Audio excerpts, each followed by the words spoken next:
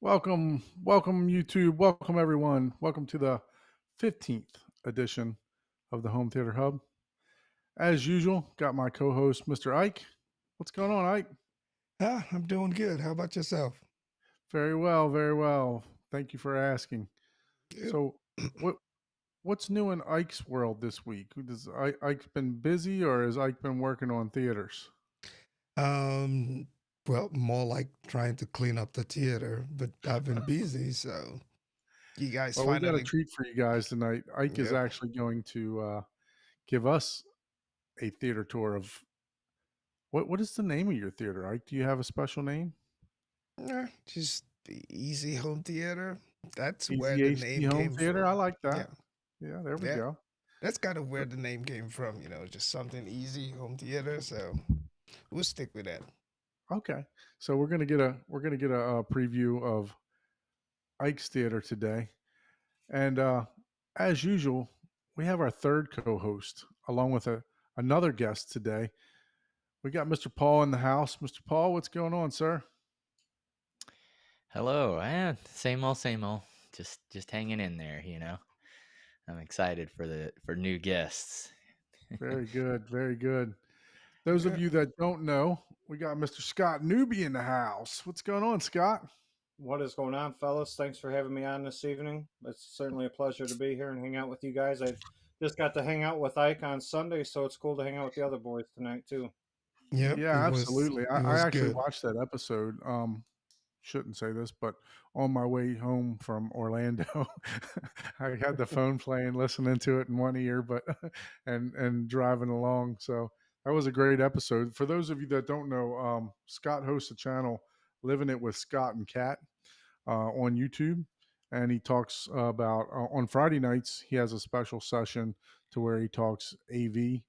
And then what is the other night that you and your wife do the talking about travel and whatever else is on your guys' mind? Yeah, we randomly, depending on how my schedule looks, but on Wednesday nights we'll hop on. Like we'll be on next Wednesday night. Just we travel around a lot, go to like Mexico, Vegas, try out new restaurants around Chicago where we live a lot. And we just kind of get on and talk a little bit of just kind of what's going on in our life. Are we allowed to cuss on this channel? Absolutely. Yes, Okay. you I are. would say we talk a lot of shit between the two of us on there, and we give each other a hard time and just have a good laugh. I didn't want to offend anybody. Some channels I got to really watch my mouth, so I didn't want to Hey, we're step on not anybody's toes. monetized yet, so um, you know we're trying to get there. We're trying to get to your status. As a matter of fact, congratulations on 2,000 subscribers already. What your how many episodes in are you? On Friday night, I believe I'm around. I think tomorrow night when I'm on with you will be like my 15th or 16th episode, and her and I are on our 10th. And I've dropped a handful of videos and some shorts, and yeah, I mean, just I've known a lot of guys for a really long time, and then just doing. I literally how it worked for me is every night I was laying in bed and Kat's like, "Who are you talking to now?" Because every night I'd be flooded with questions from people about subwoofers, tuning, like room layouts and stuff like that. So every night I would end my night for an hour trying to get back to people. And so when I hung out with Youth Man when he came and stayed a few days, and I showed him, I said, "Yeah, these guys are just messaging me like nonstop, that." And I love the hobby, I love to chat it. And he goes, "Dude, just start a channel. If you're going to answer all the questions anyway, if one person has that question, 100 people probably have that question." Exactly. So yeah, I figured what the heck, man, let's just go on. But I'm already drawn so much away from family as it is because I help run a emergency plumbing and sewer service in Chicago for the last 25 since I was 15. It's the only job I've ever had. So for 25 years, but it keeps me away from my family a lot. So I told her, I said, if I'm gonna do it, I want to do it with you. So at least it gives us something that we can do together. I don't want to have to take an hour or two a week away from you that I'm already not getting. So she was cool with it. Nervous, but yeah, I mean, we just have a good time. That's all. That's all it is. That's all it's about. We're not pushing no agendas or anything like that. Just go on here, talk some shit for an hour, have a good time, and wrap it up. Yeah, I mean that's great that you have been able to achieve such a high, I guess, subscription count already on your channel. you know, I've been doing this for a little bit, and I think I'm only at close to 600, but I'm not consistent at it, right? You're doing Yeah. this on a consistent basis. Ike has I have just a lot started of doing. people over. We host. I mean, probably in the last 4 years, we've probably had 400 or 500 people over. We got people that fly in to check out the theater or drive in. So people, they just want to keep in communication or see what's going on, or you know, I get into some more of the extreme stuff. So people just kind of want to see like some more extreme stuff, I guess. So maybe they just want to check out that. And to be honest with you, probably 15% of people just want to get on there to call me stupid, which is fine too. I appreciate the view. I don't. It's it is I it mean, is it what it is a is. little But crazy. I I think Hey, it's mean, good though. you got to admit that's a little crazy. negative press pays also, right? Oh yeah, any press is good press, Any right? But press is yeah, definitely good press. So I can't imagine a home with as much DB as you're putting out. I've my dad had a recording, and did live concerts, and obviously in a live concert you're putting out tons of DB, but in a house. And I've done car audio competitions, and it's man, I just can't imagine that in a house. Like, Yeah, oh our dear whole goal with this last build is we wanted to build something that legitimately scares you when you're sitting in there. Oh yeah, yeah. You're already at that point. Now you're Yeah. literally trying to. Yeah, it's pretty wild, Well, and Scott it just is recently fun. had some videos to where he was putting his wife to the test. I know, What was right? the maximum SPL that you put out for with her sitting in the room? The most that she's experienced so far, because we're going to do another video next month, and obviously she's doing this with earplugs. But on the last video, we pushed her to 149, Wow. and Wow. then the next one will be at that 150 to 152 range. And that was all LFE, or was that Yeah, what mix? just LFE, because the meter that I use comes from car audio competition. It only measures under 100 hertz. Oh, okay.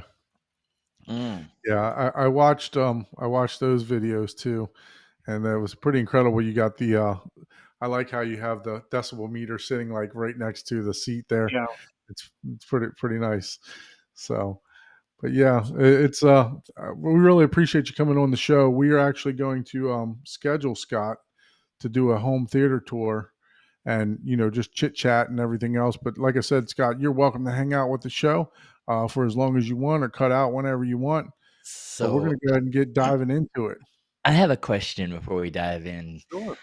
Scott, have you thought about maybe creating a, because there's been competition in car audio.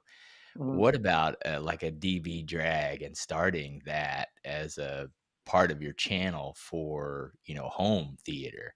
And then that's where you could do like Michael and go to these places and like authenticate and, because you got to make sure everything's calibrated, blah, blah, blah, blah. Because that was like in car audio, that was a big thing, right? It's like, oh, people would say, oh, I can hit 160 dB until they got to the competition.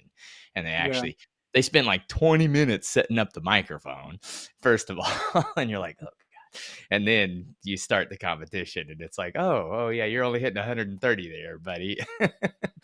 It's like, The only issues I would have, well, there's a few issues that I would have with that is well, one is obviously traveling all over just to do that. I mean, the time probably get expensive quickly too, but the time, yeah, I just recently applied for the world's loudest home theater in the Guinness Book of World Records, and I got shot down because it isn't an actual entry. If you Google loudest home theater in the world, it comes up this guy with this multi-million-dollar system, but his room is absolutely huge. I purpose built my room small for what I was planning on doing with it.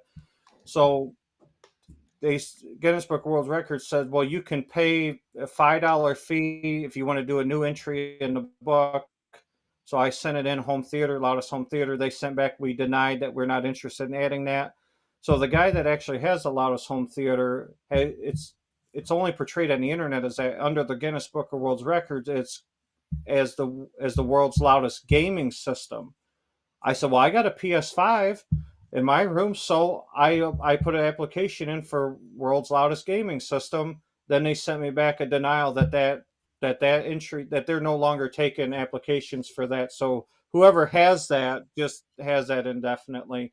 I Uh, like your idea on that.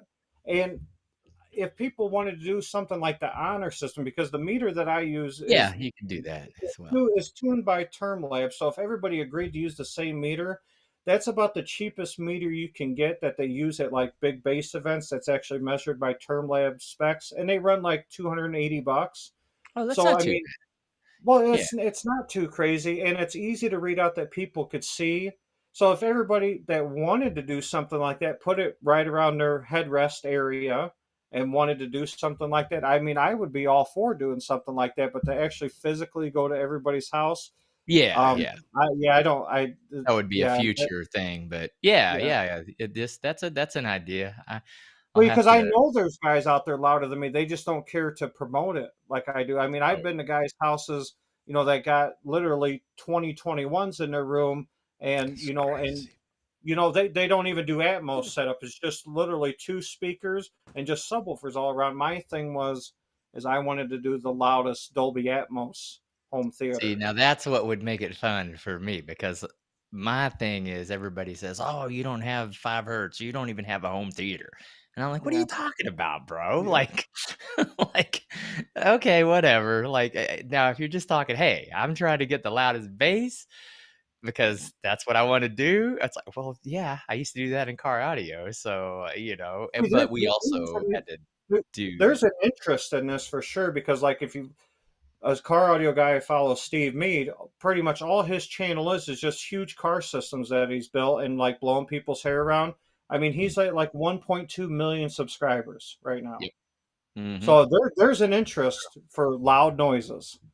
Yep. Oh yeah. Well, it's a phenomenon that we all know sound, which is what makes it interesting. But to get the impact and feel that sort of dB, right? That is insane. And you'll have to look it up. The volcano that had that created 300 decibels, I think. Mhm. Yeah, It was somebody it shared was that story with me before a few times. Yeah, that like it was heard from thousands of miles and like wow. cracked like the earth But I'm and stuff. just doing this for fun. I mean, people take Yeah, it as yeah. a huge competition, and I mean, I invite people over to come hang out for the day for people that want to experience it. If somebody, I go listen. I go to probably at least 20 or 30 home theaters a year myself.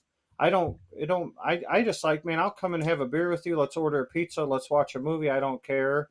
Right. Some people, they take it really personal, and I don't understand why. I mean, everybody. I mean, I always tell everybody it's a hobby. If you're having a good time, then you're doing the hobby justice. That's all that really matters to Yeah, me. yep. Yep. And That's that what I same like same about with me. what And you we all have our, if don't ask for an opinion if you don't want it. You know what I mean? Yeah, Because exactly. I like if about you ask me, I'd be like, is that you know you recognize that you don't need what a system like you have to be considered a home theater, or you yeah, you always preach that, look, I'm doing this because this is what I want, but by no means is this what you absolutely need. So that's one thing I want. That's a great message that I like, that you yep. portray on your channel, and you Only stand. one that has the capability that you have that's said, well, I don't ever actually use this. I'm doing this for fun. I'm not watching a movie at Yep. 150 decibel. I was like, oh, that guy's actually saying the truth. It's like, yeah, Oh, I'd never Pat, listen to Pat my was hopping car on at the full chat. volume. Hey, Kat, we're gonna get you on here soon. thanks for thanks for jumping in the chat. Just want to say hi to Kanga, Siphonics Audio. I actually met Kanga in person at the Florida Audio Expo. It was great meeting him for for unfortunately the 5 minutes that we both had. But love to hang out with him another time. Oh, well, you got to give it to Kanga if he can hang around you for 5 minutes. That's a Yeah, that's that's a got to lot be a of time. record, ain't it? That was a record for anybody to hang around me, right? Exactly. That's a lot of time. But talking about Florida audio, tell us about your experience. Your 2 hours you spent there. How was Oh it? goodness. So, you know, plans don't always go as expected, right? So on Friday morning, expected to wake up, be out of the house by 8 o'clock, ready to go, so that I can head to Tampa, which is about a 3.5, 4 hour track for me. And but when you have a wife, a kid, and mother-in-law trying to pack, getting ready for Disney and everything else, also on the tail end of the trip, it doesn't ever go as well as you think. So by the time we leave, it's 10:30 instead of 8 o'clock, and by the time I get there, it's 4 o'clock, and the audio expo is closing at 6. So didn't have a ton of time there, but did have a good time for my for my experience there. So um, I went there for a couple brands. I guess I misread the form, but I wanted to go there and look at Next Level because they have a good in-wall sub that I had mentioned in the last show that Todd from AV Nirvana actually reviewed, and I wanted to see if they had something like that there. Well, Next Level is actually a hi-fi shop. Um, out of I forgot where they're out of, but they were actually sponsoring a bunch of speakers. So there's apparently Next Level Acoustics and Next Level Audio, and I didn't realize they were two separate companies. Oh, So, but I okay. did get to go there and listen to some of Next Levels. They were putting on the show, in a couple different rooms, and got to listen to some very high end speakers there, and yeah, I got some pictures. Let me share a couple pictures. We'll just thumb through these very quickly. Let's see. Share screen. Yep.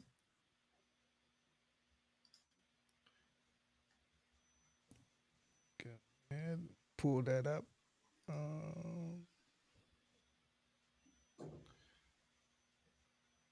Yep. So this is the first room that I went to. Super, super high end speakers. Everything looked really, you know, very high end. I don't know.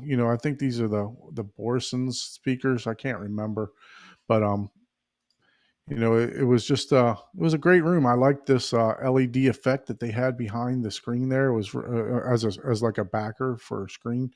It was pretty cool that they had that set up in there. That was in the Cypress room. These are the speakers that I talked about, the MBLs that last. Yes, those are some crazy engineered speakers. That Yeah, I mean they just those sound blow amazing. my mind right there. I'm like, man, now that's They different. and the thing about this is this company actually, as you can see, they brought their own diffusion over here on the Oh, back on the right hand side of the picture. They had a bunch of rolling carts of diffusion. That's not the right picture. Why is that going to that? Let's see here. That's not what we were looking for. Um, what happened to my tab here? Man, aren't you on a Aren't you on a Mac? You should have albums set up. Yeah, I did, but that's Oh, what I'm yeah. wondering what happened because I forwarded it all to an album. Go ahead and unshare this. so but text message. what are those on the floor though? What are those 2 units on the floor? Those are custom amplifiers for that particular for Oh wow. MBL. Those are the static reducers. Yeah, those are quite expensive. Let me see And what's going what on is here with that? my So what is that made of? The glass looking stuff on the speaker, is that what material? Any idea what that material is? I'll be Makes honest with you. I didn't look into that. I just thought these speakers were, when I heard them, they were amazing. When I heard them at Expona, and then heard them again in this room, and they were amazing. I don't know what they're actually made out of. We can look it up The when. surrounds, are you talking about on the base there at the top of the pyramid before the actual speaker portion? That um looks like some sort of crystal glass or Yeah, something, and that's then what it I'm looks like thinking, and I'm like, then it crystal looks like some glass. sort of well, I don't know, beryllium or aluminum, Yeah, I think that's Reynolds aluminum foil, isn't Yeah, there you it? Reynolds, It's the heavy duty aluminum foil though, right? That would be crazy. Or maybe it's titanium, thin titanium or something. But yeah, it's pretty wild. I mean, it's we'll look them up you can pull them up. If you want to pull them up, Paul, we can share share your screen. It's MBL. These are the Dutch and Dutch speakers that I spoke about. They actually sounded amazing, to be honest with you. They were really, really, really sounded good. This is a little side view of them. They're pretty large too. They're probably about the size. They're deeper than the Arendelles, the studio monitors. Yeah. The tall ones that they had at M Wave. They're about the same height as those, but the cabinet was a lot deeper. So they actually sounded really, really, really well.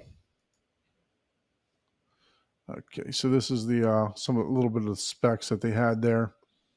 You can see the very linear frequency response that they had.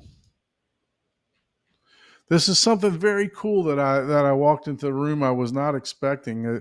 It's called Subdrum, and what this guy does is he takes drum kits and now actually that is cool as all get out there. That so he actually takes drum kits and there's no bracing behind the speaker at all. It's literally the speakers are literally just attached to the skin of the drum.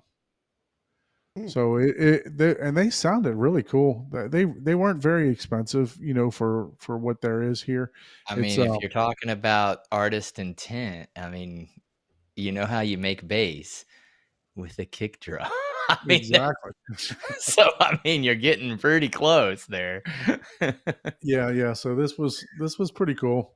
They sounded really good. I think for like this, I don't hold me to this, but I think the drum on the right was like maybe $2,000. It came with the amp and came with everything, ready to be assembled. And I think the one on the left, I believe that was somewhere around $3,000. But it's called some Sub Drum, so go check him out. It was a great setup. And then there's another system.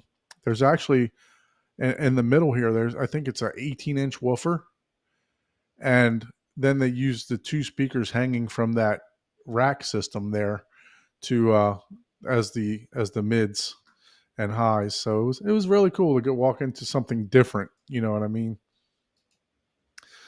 This is the Dream Media room, to where they set up a 5.2.2 system. All per listens. They had the D212s there, so they weren't the big boys, but they definitely got a warning from the audio show, and they had to, when you walked into the room, you could see their decibel meter set up so that they didn't go over 95 decibels, because they early in the show they got a warning. How do So you they get kind a of got in warning at trouble. an audio show? You could hear those D15, the D212s. You can hear them like 3 and 4 floors up. That's how much they were pushing. It's crazy. And of course, per listen, they I enjoy their speakers. Just got to make sure you stay on access with them. If you stand up or whatever, you do start to hear, a little bit of, you get out of the on axis sound. Now this room was awesome, man. I don't know the name. The Siren Loudspeakers is the name of the speaker, but check out that amp in the middle. It looks like an alien, man. It's just awesome. They were playing all their music off of reel to reel. Okay, I was gonna say, are those reel to reels, or are those made to look like reel to reels? Yeah, and that's what I asked him. I asked him, what kind of bit rate he was getting. He's like, no, these are all analog, right? I said, okay, because they looked kind of digital to me, so I thought you maybe you had a DAC or something in there, but this room was very cool. I mean, just everything different.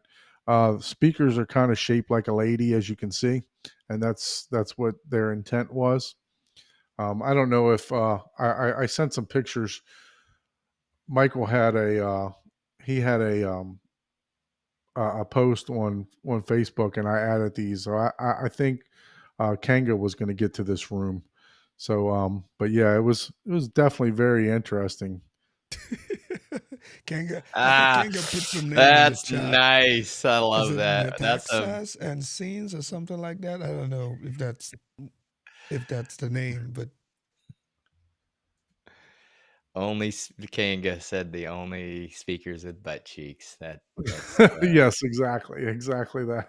like, So hey man, you could have some, butt cheeks and cleavage right there on those. And yeah, everybody'd buy a pair, right? They that do yep, look so very exotic. They're yeah. not my style, but I totally appreciate the looks. It's a very like mid-century kind of pencil skirt type of, figure, if you Man, would. it looks like something that will scare me in the middle of the night. Yeah, that thing in the middle looks to me like that bug on the mummy that gets the roach-looking thing that Yep. gets up into your skin and starts eating you from the inside out. That's what that looks like to me. Yeah. Yeah. I might wake up in the middle of the night and just break them. Like, what? What The was that? reel-to-reels look cool though. I I'm have like, another that's picture that didn't upload yet. I want to see what's going on with that, but I'll try to upload that right now. It was definitely, it was in the same room. So let me see if I can add that. But it was it's a headphone amp, and it was really really cool. Let me see if I can find that on my phone so that I can dig this up. But these that reel to reel, I believe it was close to $45,000 for that reel to reel. Oh, oh wow. wow. Yeah, see now you're pulling out the cheap guy, and I'm like, wait a minute. Like, Yeah. I guarantee you the reels that were used to make the audio to put on that weren't that much. Right. That's And I was asking them, I crazy. said, where are you getting content for this? Where are you? And they were talking about there are some that you can actually record on, so you can transfer your collection onto the reel to reel. And he said there's a company out of Germany that's actually making some content for this too. Mm. So Mm. Yeah, so that's why probably if you put anything on that, you're basically having to buy the license per copy. So that's probably why. I mean, they got to compensate for that. Cause yeah, they don't make reel to reels anymore that I'm aware of production wise. I mean, you can yeah, still get them for recording and stuff like that, I think. Wait, the speakers are 128K? Wow. yeah. They're let me see. That I have another picture. I don't know why not my that is pictures couldn't upload. crazy, A man. piece or a pair? It better not be a piece. MSRP Well, is 128. I already got a woman with nice skirts that cost me a lot of money. I don't need speakers that yeah. loud. Yeah, I hear Wait till you see this you. other one that I'm going to show you here that I thought was very interesting. Let me go back here and see if I can find this other picture here. Let's see, home theater build. Yeah, Come on. that would be crazy if it was 128K for a single. Yeah, it's not. Go ahead and Well, stop sharing for now. We'll come back to it. those MBLs were whatever they were a piece, 100 or 180 or whatever. That was a piece or something Yeah, like that. but I guess most of these are usually 2-channel speakers, right? So you're not gonna have to buy 6 or 7 or 10 of them for your home theater space. If you're gonna buy, you're just gonna buy them and put for a 2-channel setup. You're So still not selling me on the idea. Like, I mean, Hey, I'm trying to be what? logical about it, but It's like having 130 or 150 dB of bass. Yeah. It's all on what you like, and you know what? Hey, Someone that's buying those speakers, I guarantee you don't give a crap about what they sound like. They're going for what looks the most artistic to me. and I would go listen to them because I'm a fan of yeah, everything. If I'll somebody listen. bought them, Yeah, sure. I'd go over there and listen to them. No doubt. Yeah, let me share this. I was able to upload this. This is And they pretty fun. probably sound amazing, and No, they were actually they sounded probably good. measure horribly, Yeah, you don't You buy know? those speakers for the measurement, man. Like, Well, you do on the tail end. Yeah. There you go. You measure the tail end. So this is that home theater. This is that home theater amp. Go ahead and pop that back up. The knobs. Now That's that the excuse me. That's the headphone amp. So the a knobs are labyrinth. actually So you've got a labyrinth puzzle with don't I So have this that is copyrighted? this is the Rated X audio show. I didn't know what I was signing up for tonight. hey, I don't know if my wife is gonna allow me to just buy that just so I can turn the knobs. That's just this room was very interesting, man. I really enjoyed it. Actually, that was on the entryway in to the room. But yeah, it was very interesting. Different take on audio, different take. See, I don't want plugs on going out on the bottom. See, I'm more of an innie. I want an innie down there.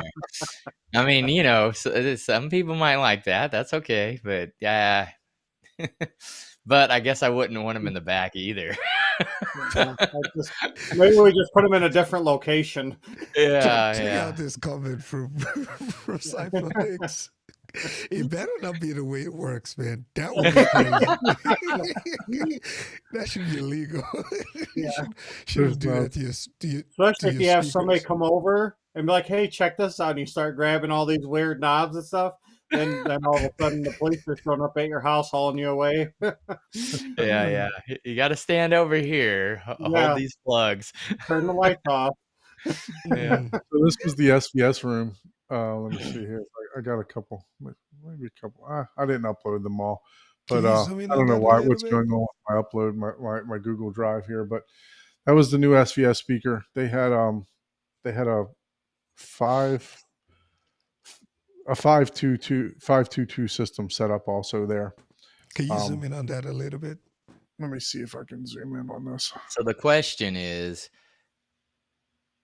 were you able to in that? Because I'm assuming they only had the new stuff there. Are the new ones? Because I know they're throwing in new technology words in there. But if you were to listen to those versus the ultras, I wonder what the difference is in the sound. So, because we weren't able to compare both, side by side. Yeah, they look amazing. I'm going to upload another picture here, see if I can get it uploaded.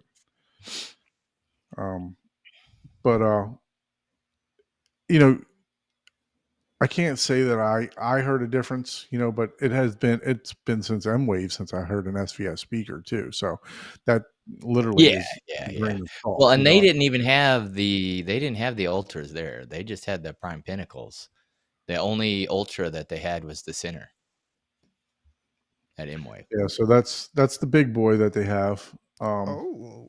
There's 4 8s in this. That's an interesting color. It's brown. No, it's wait. Is that it's that's black with reflection?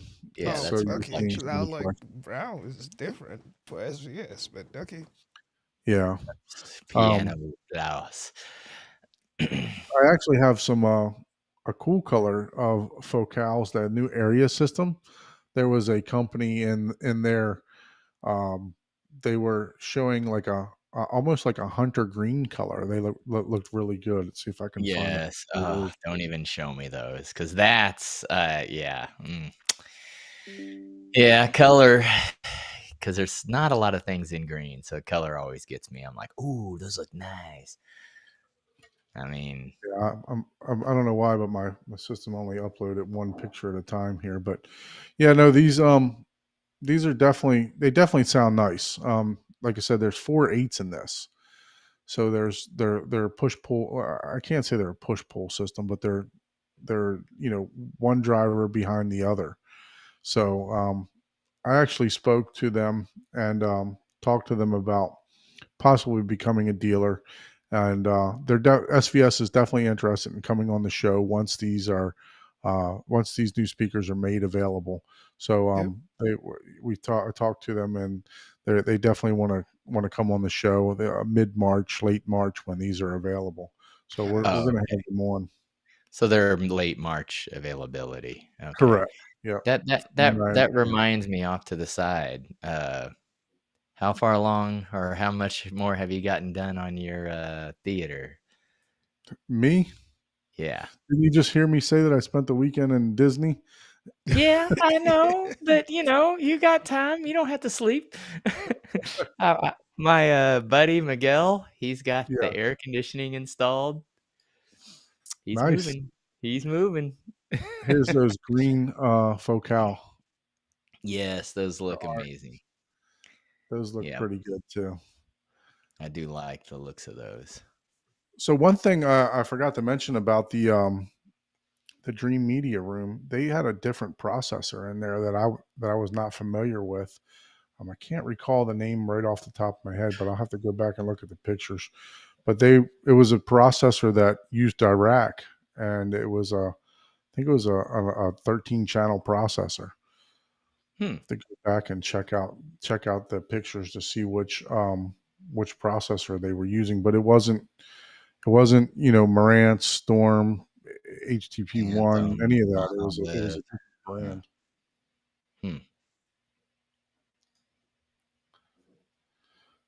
So yeah, I mean, Audio Expo with the 2 hours that I had to get it there, talk to Kanga for about 10 minutes, jumping off the elevator. He had to run to a press conference.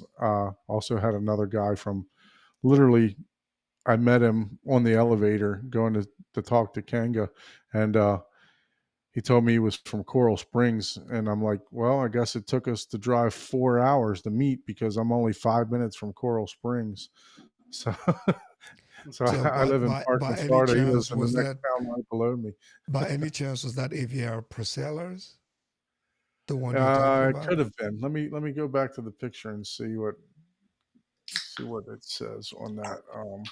Because I know I had a video of the Prosellers and they talked about having them come out sometime this year, I believe. But I'm curious if that's the one. But that one should be a 16 channel. 13, I don't think the Prosellers are 13. I'll just back up. I'll look on my phone and see what it says. Had some cool outdoor speakers there. I didn't find any acoustics that like anybody. I didn't have time. There could have been like people just doing acoustics. I did find one. There was like one board of just showed different models of acoustics that people were using in certain locations. Let's see here. Dream Media. So the Expo is primarily for 2 channels, right? Yeah, it was mainly 2 channel. SVS and Per Listen was the only one that actually had. Cheers, Scott.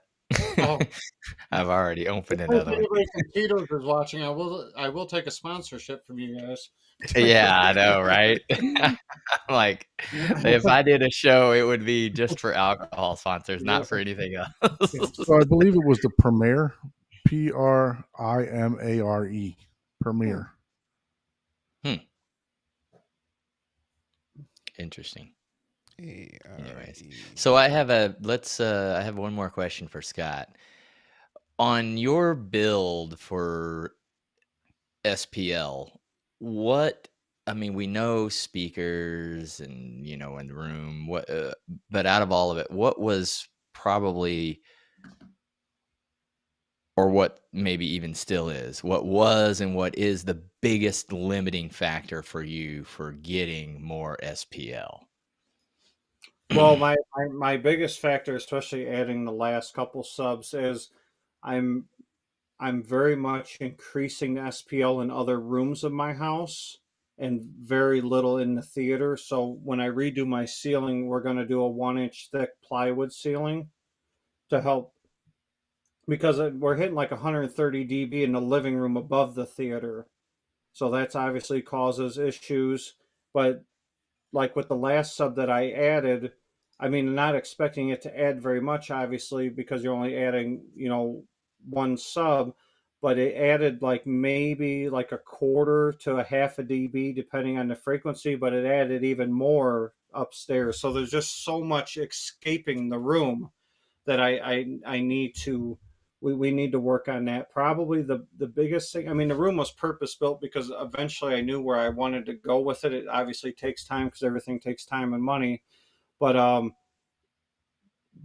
configuring to get 16/18s to work together good in a smaller space and still have a full Atmos setup with 4 seats and a 130-inch screen all in a 14 by 16 room. I mean, a serious game of Tetris to where no speakers are blocked, no viewing angle has been sacrificed. um, it was just a lot of well thought planning. And another thing that limiting factor has been power, because all the subs run off of 220, and right now I have 8 runs of 220 going into the room for the subs, and I want to add more subs, which means even more power, but our 200 amp service and additional box. So at that point, we're talking Wow, about having you're a whole still only running 200 amp yeah, main 200 amp service? with a 100 amp additional box off the 200, like Yeah, as a secondary box. yeah. So Wow. the next step is Damn. another 200 amp service for the house. Wow. Yeah. So That's what I Wow. was wondering if you had already reached Capacity that, on that, right? like, Yeah. the capacity of a 200 amp circuit. well, I But certainly have, because now I draw on both legs of the power. That now literally when you play the theater, I mean, it dims the lights in the whole house because you're drawing off of both sides. So it draws off the lights that are outside, the Mhm, lights in all the bedrooms. It draws down, instead of just mhm. drawing down the power in the one room, it draws down the whole house. So, but does it do that at all times, or maybe just with specific Oh demos and no, scenes? only if you want to go crazy. I mean, Only whenever he's pushing it, He's yeah. He pushing could it. yeah. Okay. probably, I would imagine you could reach, I would say you could probably even reach up to, probably almost 140 before it would actually start killing that 200 amp, uh, inbound Yeah, circuit, yeah, because even at, like, but, if you want to man, just play a movie at reference with the bass at reference, I mean, the drivers aren't even moving in the subs because there's so many in such a small space. yeah, yep. Yeah, you're probably not even yeah, like you said, they're, like, barely even a Yeah. watt out of all those things. It's like, "Oh, okay, we have, a whole wall to move air." It's like, "Okay, then So, we need a tenth of a watt." Whoop. so When you're there's moving. 8 of those amps powering the subs, and then I have another one of those 6,000 watt amps powering the butt kicker. So there's nine speaker power 220-volt amps, but I am adding another sub. I just don't know when. So then there'll be 10 6,000 watt amps for the LFE channel. My That's goodness. crazy. Oh. When was the last time you had And your ears checked? are you running all class H amps or class D Well, or all the speaker power amps are Class D, okay. and Yeah. that's what JPR uses in their subs. So I bought a matching speaker power amplifier to push the butt kicker, so all the bass amplifiers match. And then on all the main channels, I use Rotel, which are all Class AB. Okay. Ooh, yeah. Yeah. Yep. Shoot, you probably pull more wattage from the wall on those AB amps than you do And the rest what are you of using to 200 blend amp. all that, Scott? Are you using just mini DSPs, or what are you using to? Yeah, I use 3 mini DSPs to handle all the LFE, and then the Anthem handles all the mids and highs, and all the other speakers. Yeah. So Wow. So that just to confirm, that processor that was in I pulled it up. Pull it up if you could. That's the the Premier products. So sounded really nice. Wow, I that don't looks know pretty much about it. So I they like the had their sleek own design. integrated amp also. Yeah, that looks sleek. And with it, the little logo is a blueprint for something on a CAD drawing, and I don't remember what that stands for there. I'm forgetting. It's not like an electrical, like a schematic icon. I think that's for like blueprint. It almost looks like an electrical or a power icon for a blueprint. yeah, it looks like they make a bunch of different stuff: network players, CD players, phono preamplifiers, integrated amplifiers. But it's my first time hearing of the brand. Yeah, they have power arms too. That's good. Integrated amplifiers, preamplifiers.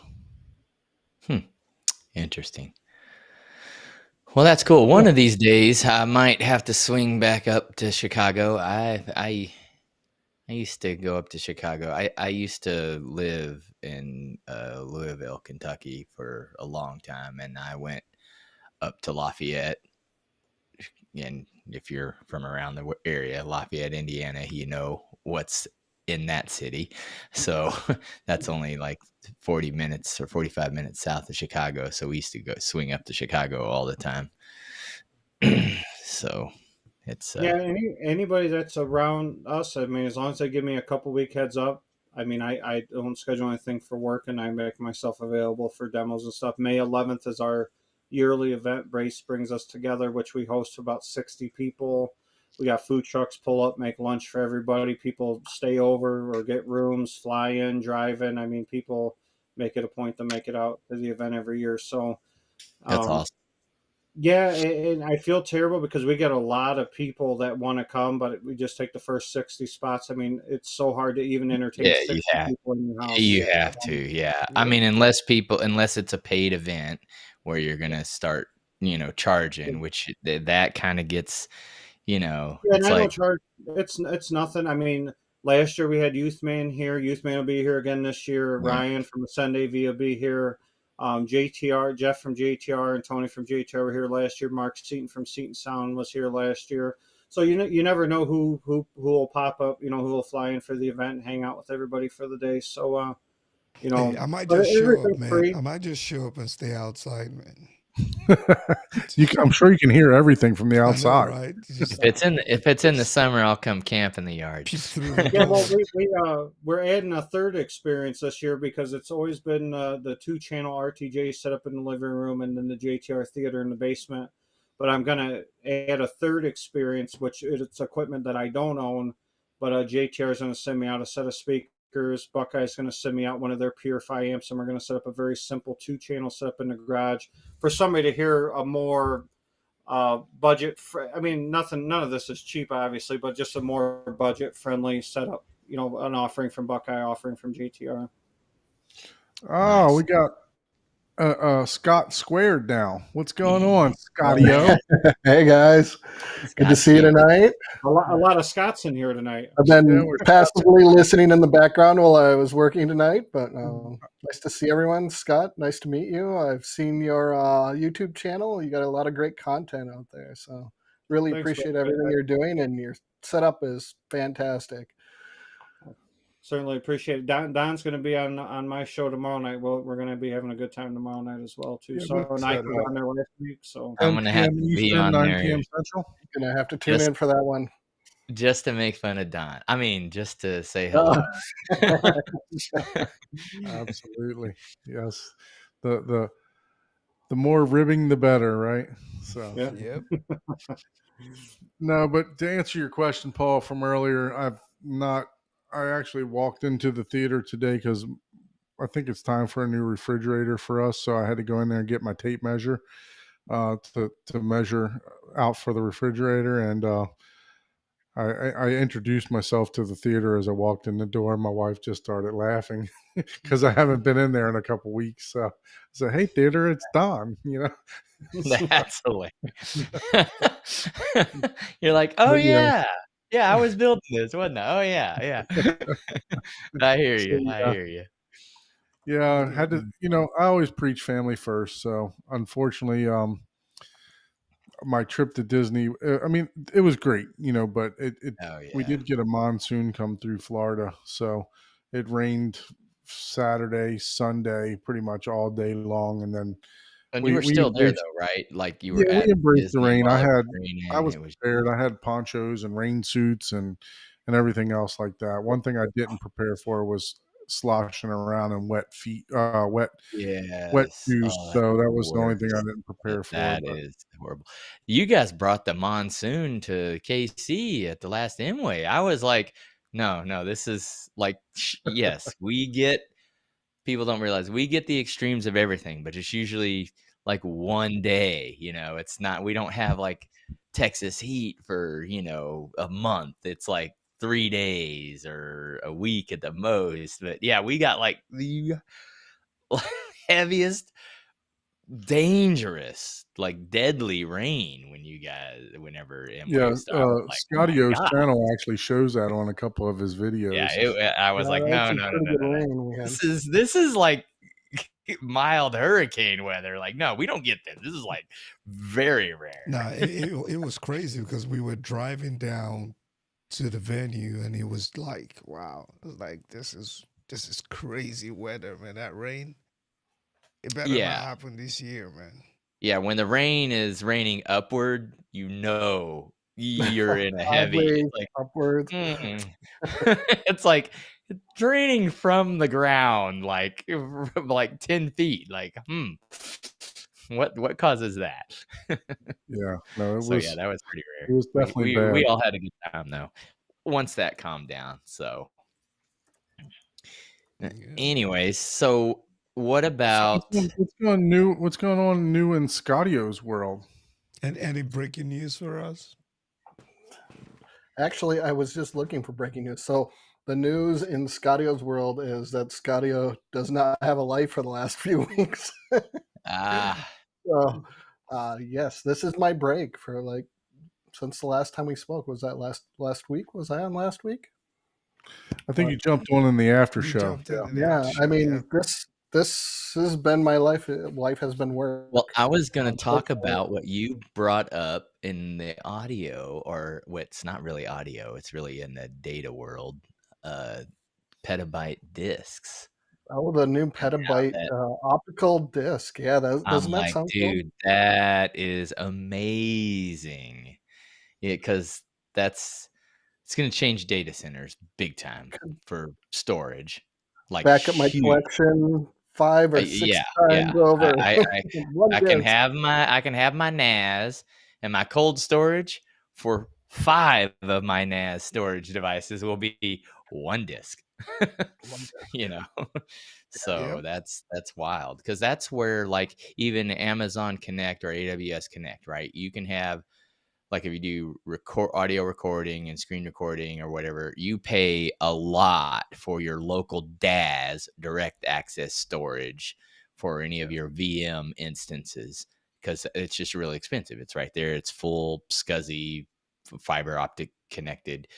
But once you start saying, hey, I need this for 10 years, you'd have to pay millions to keep a DAS size That for much. 7 Right. years. I mean, millions upon millions. Yeah. But then, but you can go, oh, well, we're just going to do either, hard drive or tape or whatever. And then that may, but if you have an application where you're trying to play something, like in my world, real time, like I need to play an audio recording or something, it's like, it takes forever. It's like, oh, it's accessed on this disk. Who knows what machine brings it over, and then plays it, and you're like, oh man, that's gonna take forever. But if just for storage, for backups, which 90% of storage is just that, it's literally like, hey, if Just, we need it, or yeah. proof, And it's so expensive in the cloud to do that. if you could have a few optical discs, back it up, send it What do around. you If you think have the Blu-ray probability option, in even the better. fruition is? Hmm? So what? We didn't What do you hear. think the probability of that disc actually coming to fruition? Oh, it's In the coming. home theater Oh, space. that's It'll come in one way, shape, or form. Whether yeah, it's yeah. reasonably priced, where we can get our hands on it, or whether we That'll have be a while. drives That'll and be a devices while. with it, it's probably Yeah, ways I out. think it's coming, Yeah. but maybe not in the home theater space anytime soon. In the movie Yeah, space no, anytime that's soon. Right. but that probably. technology moves so quickly, though. You know, I mean, it does. It moves exponentially because when it first initially comes out, you're going to have like I used to have to work in some data centers that they kept government records, right, in data centers, and they had, I mean, thousands upon thousands of square feet of data storage for collecting data from the government and or different clients or customers for historical and or for immediate access. And this type of technology they will want because it will allow them to make more money because I used to have to rent a 10,000 square foot data center for air conditioning, cooling, and all this stuff for 2 customers. Now I can have 2 million customers worth of storage in that same square footage because real estate is expensive. Right. And if you look at something like the telecom industry, you need to keep records of who was contacted for, what is it, 7 years? So Mhm. having a storage method you can offload and shove off site is huge. So I think there's Huge. potential for it to be Huge. utilized. Oh, The it only will thing, be used, but the thing you that I gotta could, remember, they're if saving 200 um, million, so they're gonna charge a lot for that disc, at first. think any They're gonna charge breakthroughs in so the much. SSD or the memory storage world, I can see that pushing that out of the market. But right now, there's nothing close in the SSD world to hold that amount of storage. Yeah, no.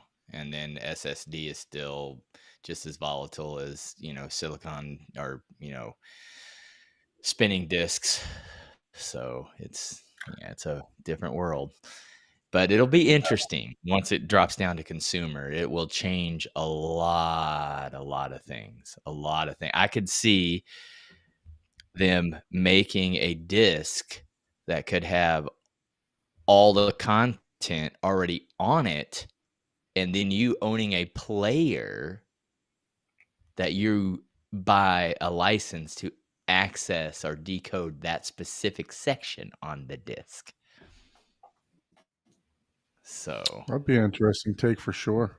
I mean, I just yeah. want a cheaper method to store my 1,800 movies in cold storage, rather than having to buy Yeah. a NAS I think and all that you stuff. could you could definitely store. Yeah, it would be much easier to send a backup. It's like, hey, I need to back up all of my movies, all of my series. Here, I'm just gonna send you one disc. Yeah. But Don, whatever Amazon charges you, I'll charge half if you want to store it with me.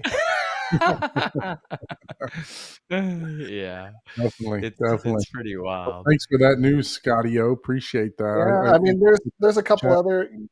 Do you remember a while ago? It might have been on one of the first shows I was on. We were talking about the MEMS speakers, the headsets, using the Right. solid state drivers. I guess Mhm. Sennheiser. I just saw a text clip of this earlier this week. Sennheiser is actually looking at making microphones using that same technology.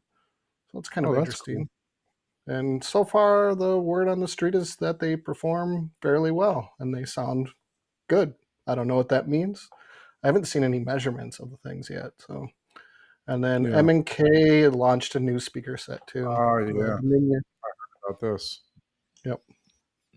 And Kef, I think we all know about the Kef new So subwoofers. M&K launched in wall line, correct? To kind of Yeah, that compete was an with in-wall line. per listen. some of the upper end speakers. Yeah, I do remember reading something about that.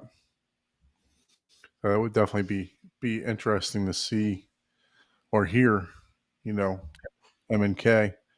I know they just came out with a big boy subwoofer. I mean, obviously they've been in the subwoofer game forever, but they came out with a big boy subwoofer to compete with the D215 from Perlison also.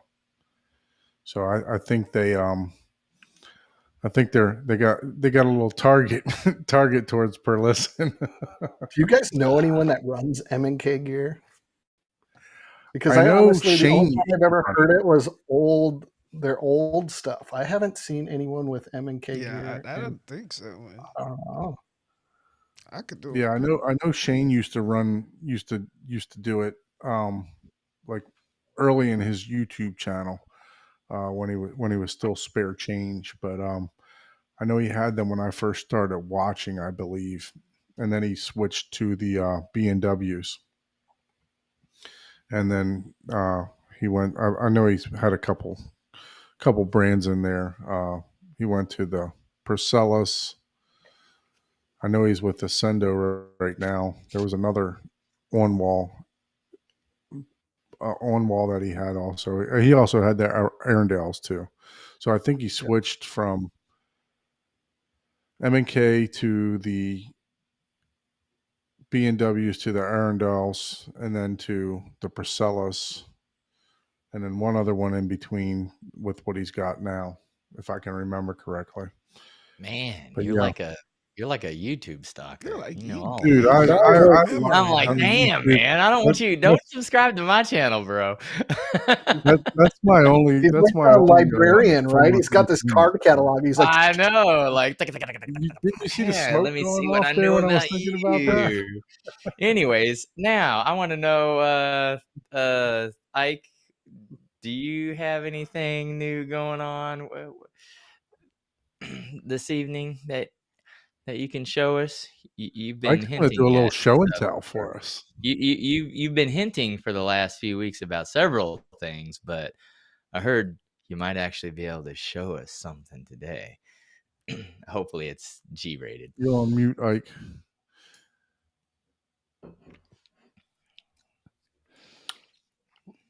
just lots of smiles and no audio. Like, Yeah, you're still on mute, buddy. Hey, just want to thank Kanga and Giles for being in the chat. Appreciate you guys. Dad, did you see Giles did one of the Dayton kits? I watched that last night. Actually, he did a great video on it, and it's one of the kits that I've kind of wanted to do as just a fun project on the side. Yeah, what was it? The 18, right? It's the The 18? Ultimax. Yeah. Ultimate. Oh yeah. Yep.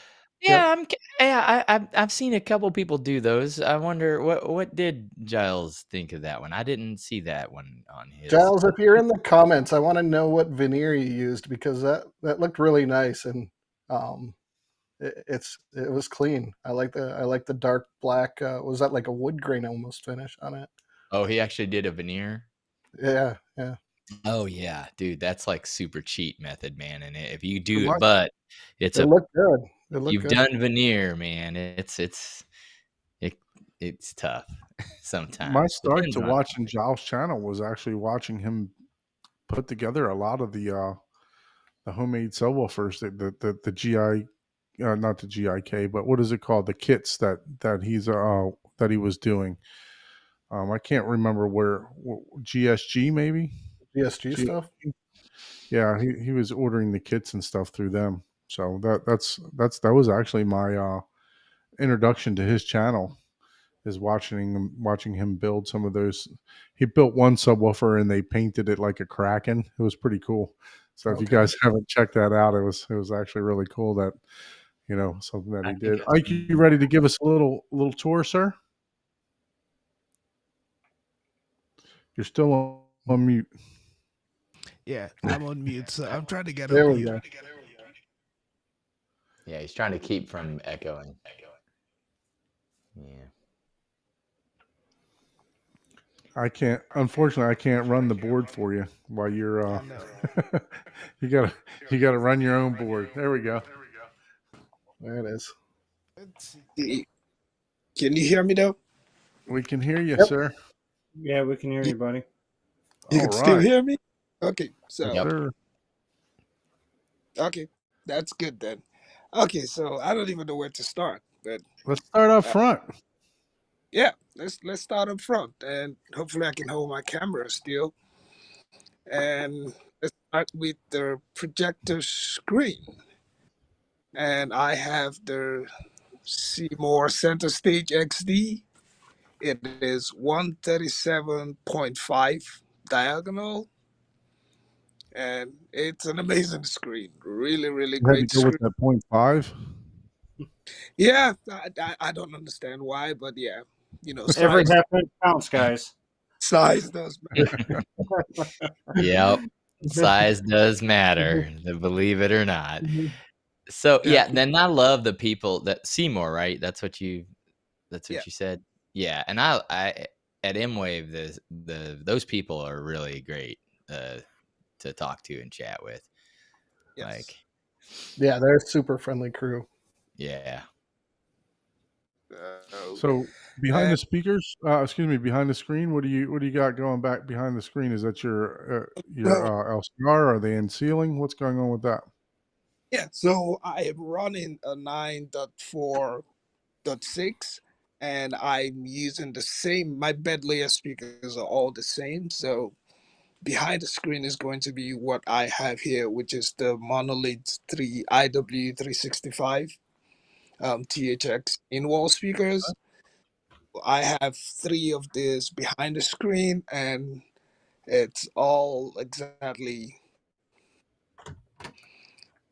across the room.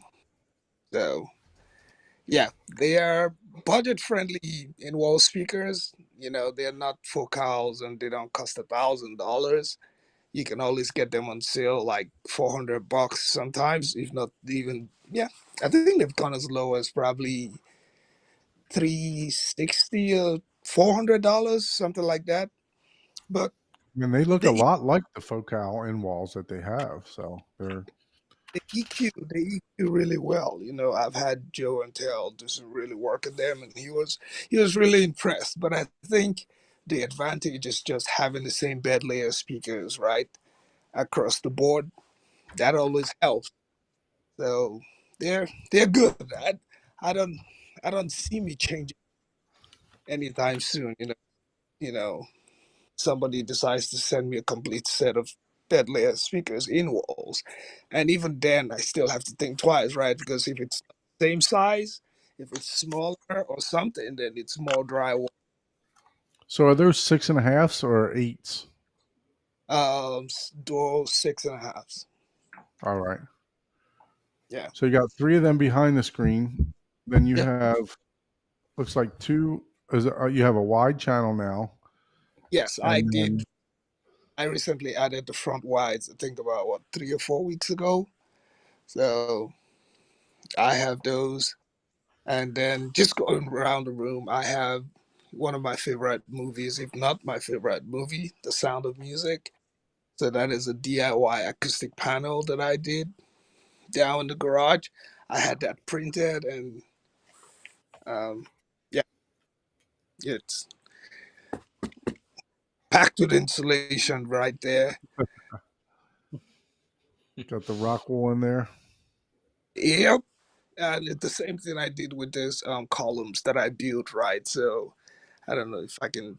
I had them kind of floating, so it's not connected to the ceiling, and it's Okay. also not to the base of the room.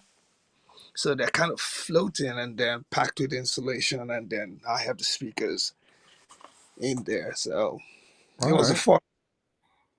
And the fun. columns were something that you just recently added, correct? Yes, recently added, and I love them. I love them. I love They're the pop of color that you got in there. It really Yeah, it gives gives the this character. room so much character. I mean, when I first saw those, I was like, dude, whoa, what? Like, and that's what's wild. It's really a lot of this is about the art of the room, It's yeah. like, Yeah, my 6-year-old daughter picked out the color. I took it to Home Depot, and we're But just kind of. but you know, green sounds better than orange. I'm just saying. Well, Oh, get better reflections off of green, I yeah, guess. Right? yeah, that's what in the motorcycle community, you know, we talk about, you know, bikes that are faster, and people will say, "Oh, the black bike's faster than the blue one," you know. That's yeah. crazy. And in front, I have the SVS PV 2000s. If I can stop this from wobbling, I have one in the left and the right for my front subwoofer pairs, and I just go all the way to the back. And at the back, I have the SVS in-wall 3000. So these are amazing subwoofers. I am working on a review for them, which I should have gotten out a long time.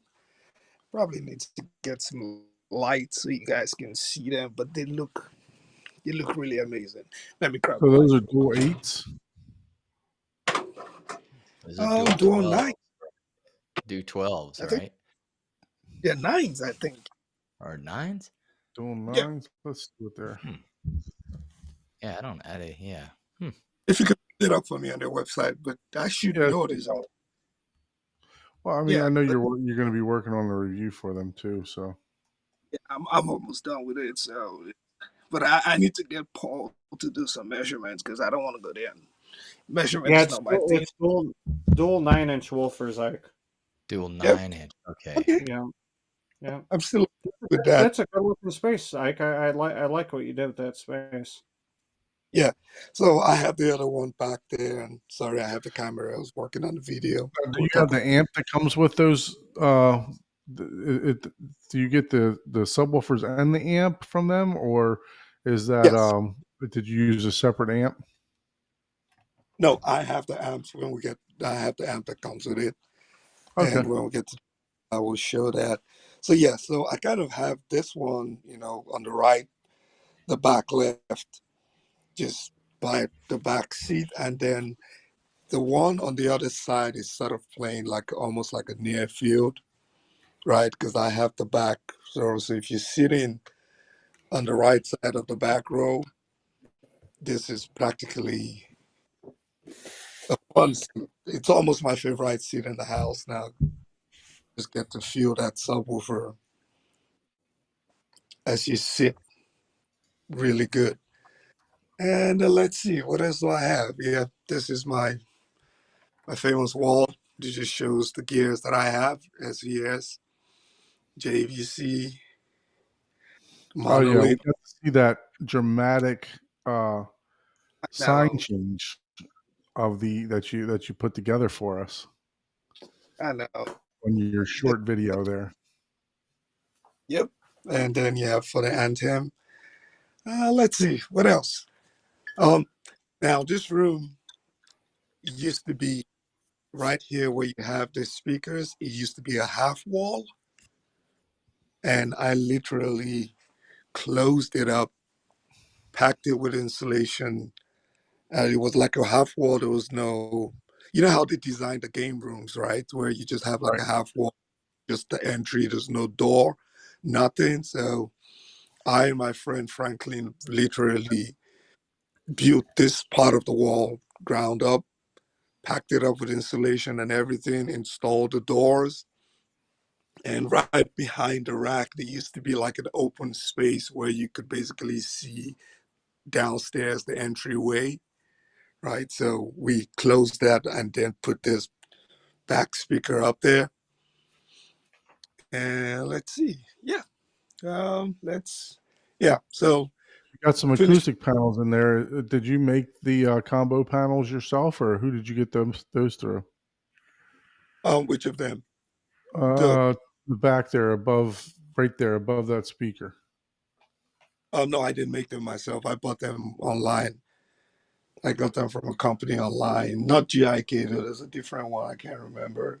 All right. But yeah, so I think one of the best things I did for this room was adding just black velvet curtains all over the room after trying so many black paints from Sherwin-Williams and Home Depot, and none of them worked. And I tell people, man, if there's any visual improvement you can do to your room, is put some black velvets, maybe not across the room like I did, but somewhere surrounding the screen. The contrast, the difference is just it's really amazing. But yeah, behind them, I know somebody's gonna ask and say where are all the acoustic panels, but I do have them behind the velvet curtains. Okay. Yeah, I have 3 on each side of the wall, so there's one hiding back here. So these are all All DIY. the acoustic panels hidden by the velvet curtains. Now, did you purchase those curtains already made, or did you make the curtains yourself with fabric? How did you go about that? Already made from Amazon. Nothing Oh, very special. nice. Yes, I got them from Amazon, and I think I tried about 2 different ones before I was able to get what really works for the room space. But yes, for velvet, I don't think you have to go very expensive. I know in the home theater space we have our favorite brand that we like to run to, but I think you can get any decent velvet material from Amazon that would work. Especially if the room is already light controlled to a point, right? You don't need anything very dramatic. So yeah, so I have some additional DIY panels that I built. These are all handmade in the garage, printed out the design, the decor on them, and then put them around. And they work well. For my high speakers, I'm running 6 high speakers. Probably won't be able to show them because of the light, but I'm in the process of replacing them. I used to have all OSD in-ceiling speakers, but I've started replacing them to the RSL. RSL has some angled in-ceiling speakers that are really, really amazing. I wish I could dim the lights and try to show them, but they're really amazing high channels. And Croson, I know you always wanted to know if 6 Atmos speakers are legit. Trust me, it is. Yeah, I've been thinking about doing the 6, one of these days, but Yep. it's on the list. Yeah, but trust me, it is. I think it's a better improvement than trying to go with front wides like I did. I think that yeah, 6 high channels are really, really amazing. So yeah, up back here we have the latest entry in the home theater, which is the JVC NZ7. Amazing, amazing projector. That's, I know there's all the back and forth between Sony and JVC and all that good stuff, but just coming from what I had previously, which is the Sony 325 ES, yeah, this is just on a different level. Contrast and picture quality, the startup time, just laser, turn it on and it's just ready to go.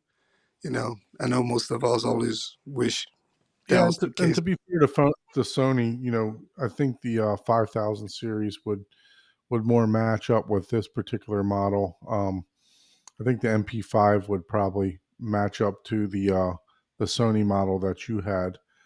But Mm, yeah, I mean, definitely, can't complain with JVC's black levels for sure. At every chance I've had to see one of the JVCs, that the black levels are just amazing contrast, like you said. yeah, I always say Sony has the colors, and JVC really has something on that contrast that for some reason, it's probably not Sony's priority. But I don't know. I think I took a look at the 5000. I don't know if I think there were certain things that were just missing, and that probably the NZ7 probably would have more specs. But I don't want to Right. misspeak. get crazy comments. But yeah, I think giving I choose between the 5,000 and the 7, I'll still go with the NZ7. Yeah. Yeah, but I did get an opportunity to take a look at it and experience it, but it just wasn't my style. But quickly for the room dimension is technically 20 by 21, right? But I always say it's 18 by 21 because at the back, if you can see the back, I have this cubby right here, right? That kind of just splits the room. So Right. yeah, I feel like it takes about 2 feet away from the back seat. I wish I didn't have that so that I could push my second row further backwards a little bit, but it works just fine. And I sit about 9.5 feet from the front row from the screen with the projector screen. I think it's a good view and angle. We don't feel any strain when we're watching any movies, So in how front. far from the screen are you again? About 9 foot, 9.5 foot. About 9 feet. So it Yeah, looks like on that wall you actually have a little bit of room, your front wall to go bigger if you wanted to. But from 9 feet, is that why you chose the size of the screen that you did, the 135 diagonal? no, I, like I keep saying, I accidentally bought the screen, and as funny as it sounds, no. So there was really no plan to go with the 137. I always wanted to get, let's see, a bigger screen, the 150, right? But when we moved and we were setting this place up, you see the way I have it. If you notice, the screen is not centered in the room, right? It's to the Right. left of the room. And that's because my wife wanted some space here where she thought she could put like a game table or something like that. And I was like, okay, we're not going to fight about this, right? So, but what, 2 years now, there's no game table, there's nothing. So, you know, she's working and You're gonna I come home tomorrow and there's gonna be a game table there now. know, right? Probably ordering one from Amazon. But That's yeah, yeah. So, but yes, at some point, I think we might end up, you know, getting a bigger screen. But I don't know, it's difficult to dispose of screens, right? This is a really, really good screen, so I don't see. Yeah, It's bottom of the priority. That's all I'll say. I'm not exactly. Yeah, I mean, you're up. probably getting a very good viewing angle from 9 feet with yeah, I that. was gonna say you don't Yeah, feel like it's too small, do you? Because even me, no, like I've been in theaters where the screens are smaller. Like I've been in Tons. His is a 145, and because yeah, of his seating position, it feels bigger. And I'm like, man, but mine, I'm 150, but I'm sitting at 14 feet away, so it yeah. feels way I'm like, man, I wish I would have gone bigger, but I'm running out of wall, And Yeah. you're not having that problem, are you? No, no, it doesn't feel small. However, because the room is about 20 foot wide, right? You would always still feel like this whole gap here. You can see that, right? Yeah. You, So are you looking to go more like a cinescope in that, I don't think I'll. to go full wide as you can in this scenario? Nah, 16 by 9. I love my 16 by 9. I don't know. Like Cinescope, I think I would enjoy it, but I don't know if I would enjoy it long term. And a lot of the things that I watch, But right? you already have the curtains where you could just pull them left to right to mask for your 16 by 9 content. And then you would Yes. have a giant cinescope. Because you're almost I mean, how much more leeway do you have for height? I mean, Uh, there's plenty of space. I mean, if I go lower, there's plenty of, there's about 2 feet below. oh, you can't go lower because Don says you got to Getting be the 30 inches because Yeah, right. your big toes are gonna get in the way. Which there's a point to that, depending on your Yeah, distance. I don't have a lot of room at the top because the front of the room is a sloped It's Yeah. kind of slowed down, so it kind of makes it challenging to be able to Yeah, do so anything. in this case, I don't know how much bigger you could get with 16:9. I mean, if you moved your right sub over a little bit, you could, but then your screen's going to be lower than your subwoofers. Yeah. Yeah. Yeah, that's fine. Yeah, but I mean, I haven't woken up any morning and thought, oh, maybe I need to change. I need to change. Yeah. Right. Yeah. Yeah, and Yeah, you're more of a from just speaking with you, you're more of a video file than an audio file. So I'm yeah. sure you like the fact that JVC is pumping out as many nits as it can, Oh, or foot Lamberts to that screen as it can. it is beautiful. The JVC is just it's a beautiful experience. You know, it's something I wish I had done earlier, but we're here, so no problem. But let's go to the rack. Can you guys see this clearly? I try to put some Yes. light. Yep. We're Yeah. good. We Okay. see an Yes. OPPO. Yeah, at the very top, I have the OPPO 203, thanks to TechnoDad. I won that from one of his giveaways. So yeah, Oh, that was nice. great. And then right Hell below of a that, giveaway. That's worth like $2,000 right now, right? yeah. So yeah, lucky me. And then right below that, I have the PS5, PlayStation 5, and then I have this is the newest monolith power amplifier. This is the 5-channel one. I'm using this to run my high channels. I just recently got it in, so that's something that I will be reviewing for the channel just to see what they do. But I think they're just like 90 watts per channel, so they're not. I think they're really just good for your high channels. I don't think you want to drive anything else with that. So you say they're running it's a 5-channel amp. It's running, but you have 6 Atmos channels, correct? So what are you using for the 6th one? So what I did is I'm actually running 4 of the high channels, the OSDs from it, and then I'm running the 2 RSL centers high channels from one of my other amplifiers. Okay. Yeah, so I kind of just put the 2 together instead of having to split 1v1. So yeah, but right below that is the amp for the SVS in-wall subwoofer. It is rack mounted and just quiet as can be. It's now I think when you the subwoofers are rated 800 watts per channel, right?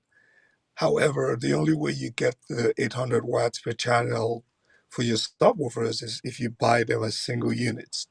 If you buy the dual unit, like what they sent me for review, right? If you get both of them and you get this one single box, then you'll be splitting that 800 watts to 400 watts per channel.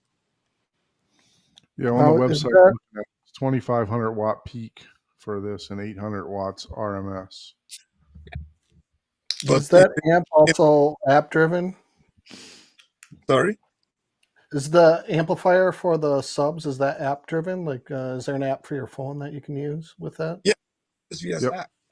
Yes, the standard SVS app works for it. Okay.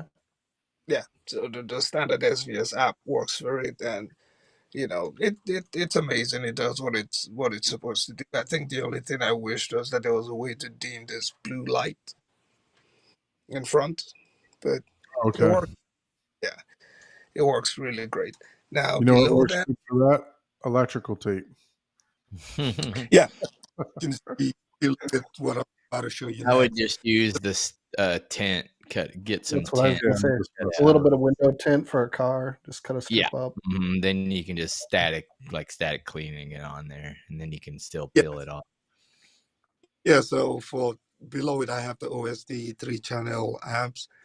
I do have like a velvet material blocking, reducing the There light. you go. I have more of that. I just need to get up there and do it for the SVS app. But yes, this to me is one of the best budget amplifiers that you can find anywhere on the market. They work really great. work really well, and they drive my my speaker. The speakers, the in-wall speakers are rated 4 ohms, so these really do well at just driving them. This particular 3-channel runs my LCR, my front 3 channels, and does really, really good. My buddy has an OS. That's what he drives his whole system with, is that OSD amp. And and the customer service. He had one for quite a while, and one of the channels started buzzing, and they replaced it for him. I mean, no Yep. question asked. He was under warranty, and they were just like, "Oh yeah." I mean, he called him direct though. I mean, he called him, and he loves it. So, and that Yep. was the one that was driving the big neoliths at the first M-Wave, actually, because The one that surprised. the first one, that's the high-end amp, burnt up. Yep. And the OSD outshined it. So It pumped out wattage for the whole weekend. yeah, we're not going to get anybody in their feelings, the ones who own the high end. So we're not going to name names, but right below that is one of my latest entry. Well, I have right above this the Nvidia Shield somewhere there. It's almost in retirement now because I have the Zidu, and then ever since I got the Zidu, I don't even think I've turned on my Nvidia Shield, which just kind of sucks because I really love the Nvidia Shield. They need to come out with a new one. That they're I think that's the problem. It's starting to feel a little old, right? Yeah, they did, but they're focused on AI right now, so I don't think we're getting a new Shield anytime soon. But right below Yeah, I'm that, the we have same that. way. Ever since I got the Zidu, I haven't even turned on my Nvidia Shield. I use for basic stuff, I use the Apple TV, for shows and basic stuff. But if I want to watch my own movie content, I use the Zidu. And the updates, like, I think I would still be using the Nvidia Shield if they would have kept the performance of the version 8. But man, once they got to 9.5, that thing is, and it's sluggish. I haven't updated it to the latest one right now, and I've heard they have fixed some of this stuff, but Yeah, it was very disappointing to me because that was my only time I've ever had one device that did everything that I wanted it to do. And now I'm like all over the place again. Hey guys, I got to get running here, but I will be on tomorrow night with Don, so I look forward to that. Don, you guys enjoy the rest of your evening. I certainly appreciate you guys having me on for the last hour and a half. Thanks a lot, guys. Hey, I Scott, thanks for appreciate you coming. hanging. Thanks for joining. Nice to Got meet the you, link. Scott. You're welcome to join whenever you want moving forward. So, yes, for those of you that aren't subscribed to Scott's channel, go ahead over to Living It with Scott and Kat. Make sure you subscribe to their channel. And as he mentioned, I'll be on tomorrow night with him starting at 10 p.m. Eastern, 9 p.m. Central. So look forward to that. Thanks again for joining, Scott. Yeah, hey, no doubt. Hey, Ike, I love the room, man. It turned out nice. appreciate it, man. Thank you, brother. All right, man. See you guys later. See you. Yeah. Yep. Okay, so yes, back to the Anthem APM 70. This, I would say, obviously, is a great upgrade from the Denon 4700H that I have, and it allowed me to be able to run the 9.6 channels that I wanted to, which I was not going to be able to do. How I'm many still learning. subwoofer Ike, outputs? I got a question about your rack there. Do all those components slide out? Or are they sitting on shelves? Is that like a slide out rack, or is that just shelves that they're sitting on there? They're sitting on shelves. Okay. They're sitting on shelves. I bought this rack for like $100. It cost me more to get the rack shipped to me. I bought it for like $100, and then it was shipped for $150. So in total, the whole 42U was $250. Wow, Dang. that's a good bargain. It looks like they almost slide out, like they're on, kind of like on Yeah, it does casters have, or something like that. but I don't. It requires a different type of rack mount, I which see. was really safe. So I just went to the budget NAV points to be able to do that. But yeah, I just have everything sitting on the shelves, and it's nice. It comes with a fan at the top, which is pretty loud, but I plan to get that replaced. And it's good. It has You some can nice. probably reach out to Infinity. They got some super quiet fans. Yeah, I'll get some really nice rack fans that are quiet. Yeah, but yeah, the AVM 70, it's working smoothly.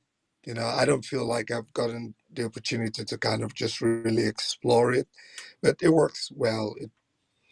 It's just good, and Yeah, the one thing I like about that AVM 70, even though it's not really utilized yet, but it does have the IMAX enhanced on yeah, there, that you have the capability of if and when Sony holds true to what they announced 2 years ago, they plan on making a lot of the IMAX Two, enhanced. two, 2 years ago, you plan on someone holding true to a 2 year ago promise?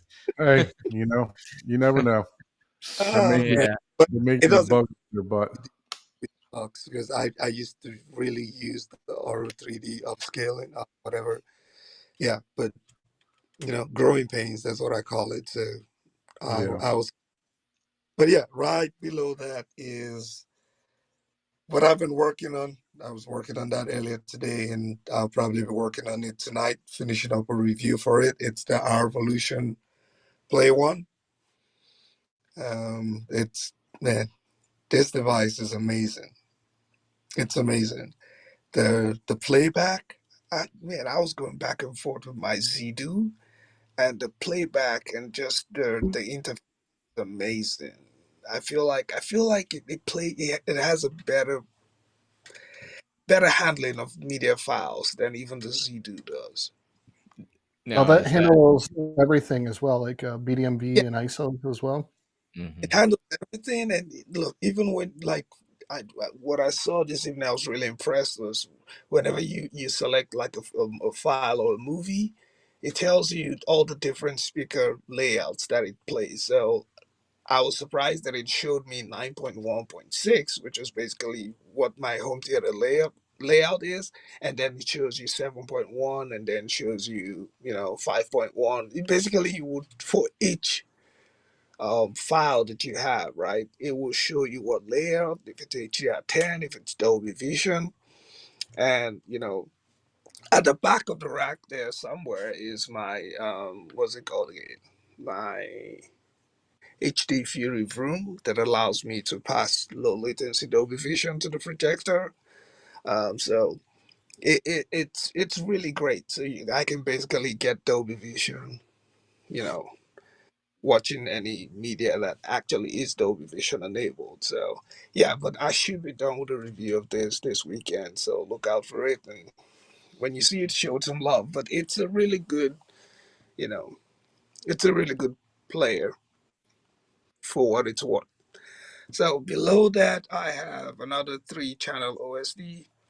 I have an AC Infinity fan, and then I have a 5 channel OSD. So I have all my amplifiers in the same family, same brand, except for the monoprice at the very Right. top. Yep. And then at the bottom of the rack, I have a Panamax. I think it's the M5300. I think it's almost a staple for every home theater, right? Everybody has one of these hanging Mm, around. I And don't.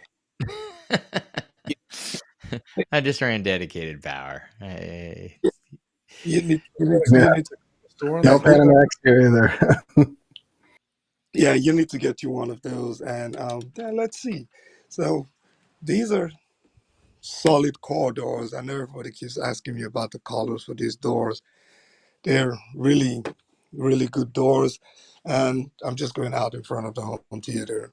So in the hallway, I have this screen Probably need to go downstairs so you can see it, but I do have a screen that basically replicates whatever is going on in the home theater.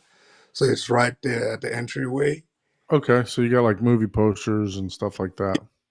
As if I'm watching anything on Plex, it shows on the That's screen. cool. Yeah, it's nice. I used one of those mini PCs right at the UPC. back. Yeah, so there's like a mini PC at the back, and then there's a couple of softwares that I use.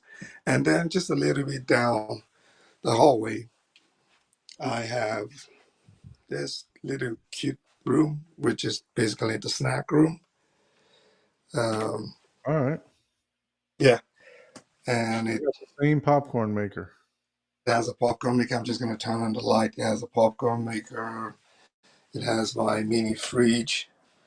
And then there's just there's Gotta a have a rack. broom closet. Yep. So there's a rack that has drinks and all the wine that the wife likes to drink. And yeah, so in this room, I'm not going to open it because the kids probably made a mess there, but I am building a racing station for them so that Hey, they what? can. I'm racing. So Oh, the room is racing probably, simulator. yeah, simulator, but it's probably a mess. I probably shouldn't even turn it on. But yeah, so they have their PlayStation and TV on the wall and all that, and it's gonna turn into a dedicated racing scene. Nice. You're pulling a It's Fred so on us. yeah, so that's the goal for that particular space, but there's not really much to show about it. But yeah, I don't know. Is there anything else that I have failed to So cover? that wall that you know, you said it was a half wall. Yeah, let me go to the What? outside. Yeah. Yeah, What did that actually lead to? So it was like leading to your stairway prior, or where? yeah, it leads downstairs as you can see, Okay. and it was basically a half wall somewhere around this. So we literally had to just build everything up and pack it up with insulation. Okay. And then, So it was kind of like a little bonus room area that prior, you know, to you, and you're the first um, owner of your home, right? You just recently had your home built. yes, we recently built it, but the builders were going to charge $10,000. And then, even then, all the other people that I kind of reached out to the different companies to do it were giving me quotes of $8,000, $7,000, and I think the Wow. highest $12,000. I went to Home Depot, bought all my material for around $1,500 and a few back aches, and we completed it. A few So, backaches. I mean, I don't want. Those A lot of backaches work. add up though Yes, when they you get do. old. I mean, all you got to basically do is you know put a stud across the ceiling into the joists that are there, and then drywall up to it. Put you a couple vertical sticks. So yeah, not a very hard task. I guess more so because it was on the backside of the steps. You know, Yeah, hanging that drywall on the backside. that I'm was sure it. it was kind of hard to do. Yes, that was it, right? It was one bringing those down because these are 5/8 drywalls, right? So we had to Oh, trust use, me, I know about 5/8 drywall. yeah. So they're not fun to carry upstairs. And then yes, like you said, we were dealing with having to do all of this, with that step there. So we kind of, I think what we did was we actually built it and then moved it up, some of it in like different parts, and then put it together. So Okay, so you framed it first, and then yeah, we and framed it. Yeah, different different layouts, and then we were able to just put it back together, you know. But yeah, let's see. This is my office space. I feel like this place deserves a different tour on its own, but just wanted to give you guys a hint of what it looks like. That's where I do all the Yeah, show, that do all looks my. pretty cool. I'm gonna have to work on that so my space looks cool like that. I know. I get jealous every time I see your background. because I have the big light turned on, so I mean, it's obviously mask, it's outshining, but it looks much better if I were to turn off that light. But yeah, that's it. I don't know. Does anyone have any questions? I don't know if I'm missing out I on mean, anything. I I'm definitely not. like the. I personally wouldn't have chose that orange color, but it definitely complements the room right. Oh You yeah, know, I love that orange color for. I mean, well, I Well, the have a camera. thing against orange and green. You mentioned orange and green. Well, Seems they're camera. oh, like green's my favorite color, so no seems wonder I pick on these like things. Florida State Seminole.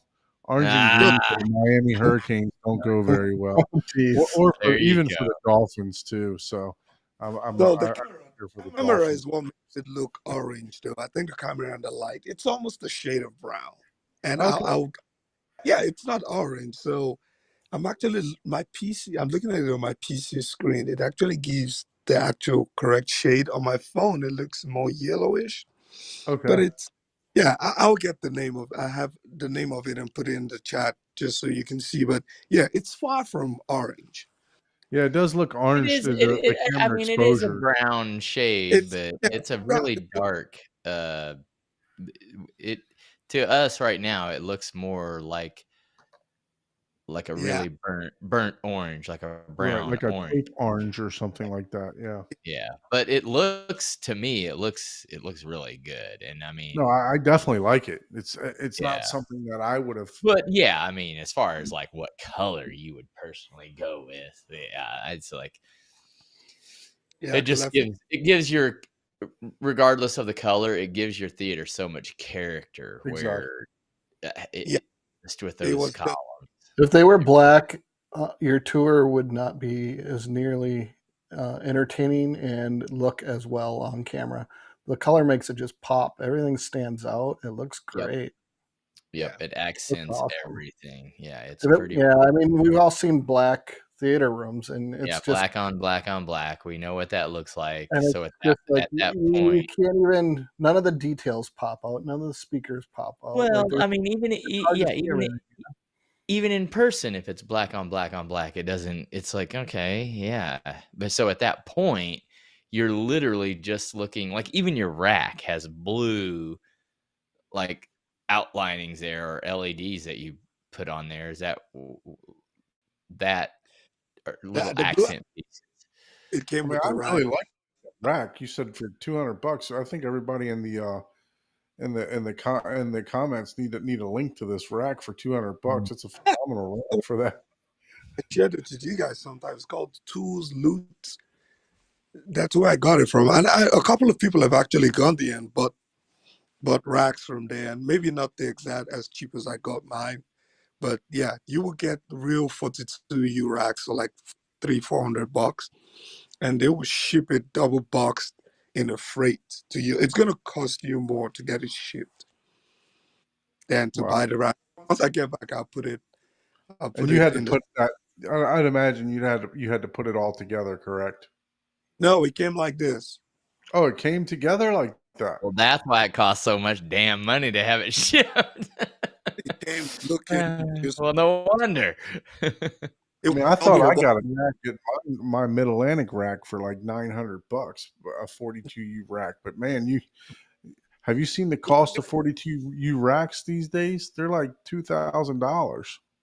And I can remove the side panels. I removed the door at the back, obviously, and then both side Well, panels can move. Kanga actually asked, "How do you rewire your system?" So, like, if you need to get How to do the I back of your, yeah, he asks, like, how do you roll rewire that? it? So So it's it's on on a roller. rollers, yeah, and that's Yeah, what I thought, but I yeah. just Yeah. I just pulled the rack out, and obviously, so if you can see, let me see. I think I Is have. Let me get. there a cover on the back of Pretty it? good cable management going on No, there. I removed the cover. I Okay, removed the. but you have the option. You could, but you were like, whatever. So you get plenty of airflow in that thing. That's your door is just on there for aesthetics. Mm-hmm. Yes, that's what I did. So I can just pull this, and I have all my cable and back there. I have 220 amp sockets running back right there. That I have almost Yep. everything in. into full Yep. out. So But yeah, you can do whatever you want with that thing. Yeah, and that's amazing. That is what's yeah, cool about a it can rack. You can, come out you know, it can come out almost 4 feet with all the extra cable that I have, and then the door also has this holes in it, right? So even when I close this, it's not completely shut. There's plenty of airflow. no, don't get me started on the design of data racks, because literally they're supposed to. There's hot and cold aisles in Hot and data cold racks, times. basically, Yes. and you have to face the hot aisle towards each other. So it's Yeah, it's like every other type of aisle, and there is a science, and it is legitimately a huge thing in a data center. Like, Yes. it doesn't matter in like a one rack setup, but Shelves are man, frowned upon. A lot of places won't even yep. allow you to utilize shelves because it doesn't allow for a smooth airflow from front to back.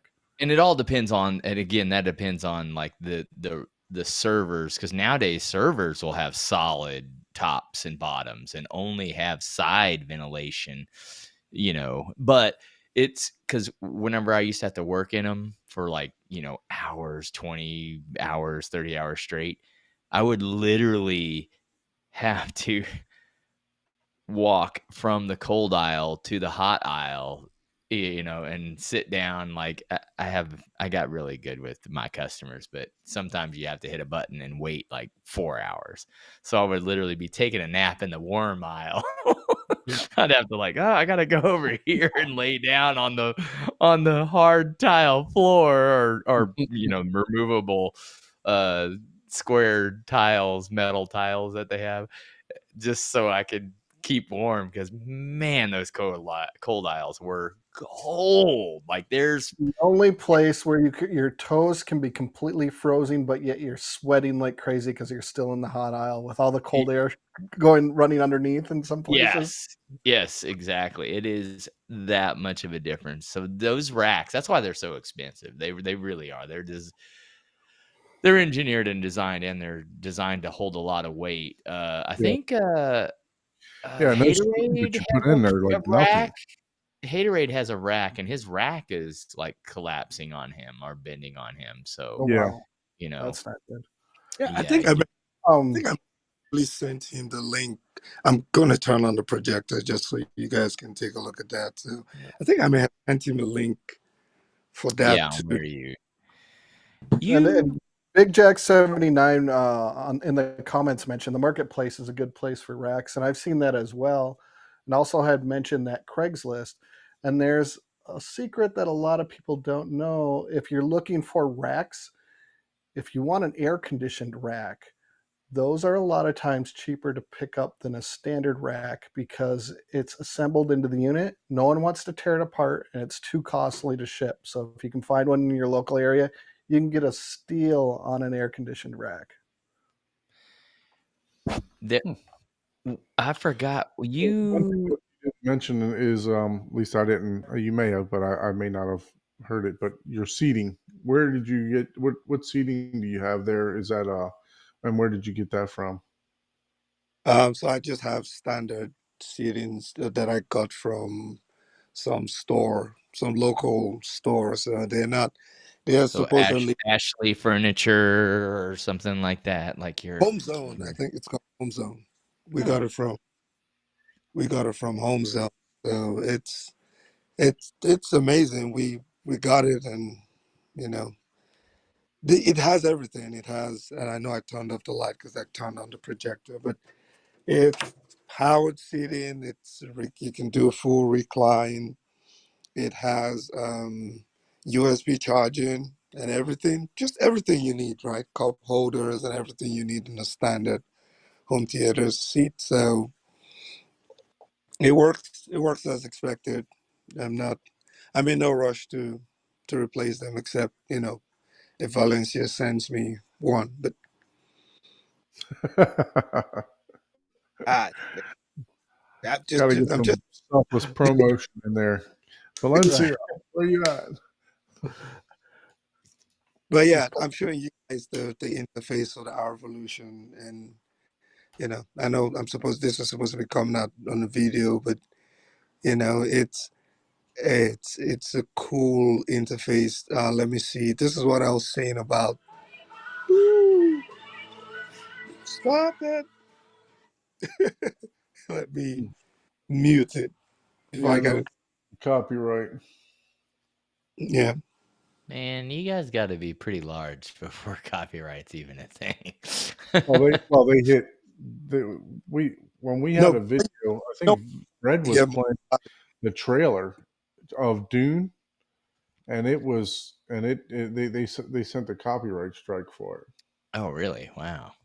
Dang. Yeah. Well, And AI. Yeah, they it go happened. back.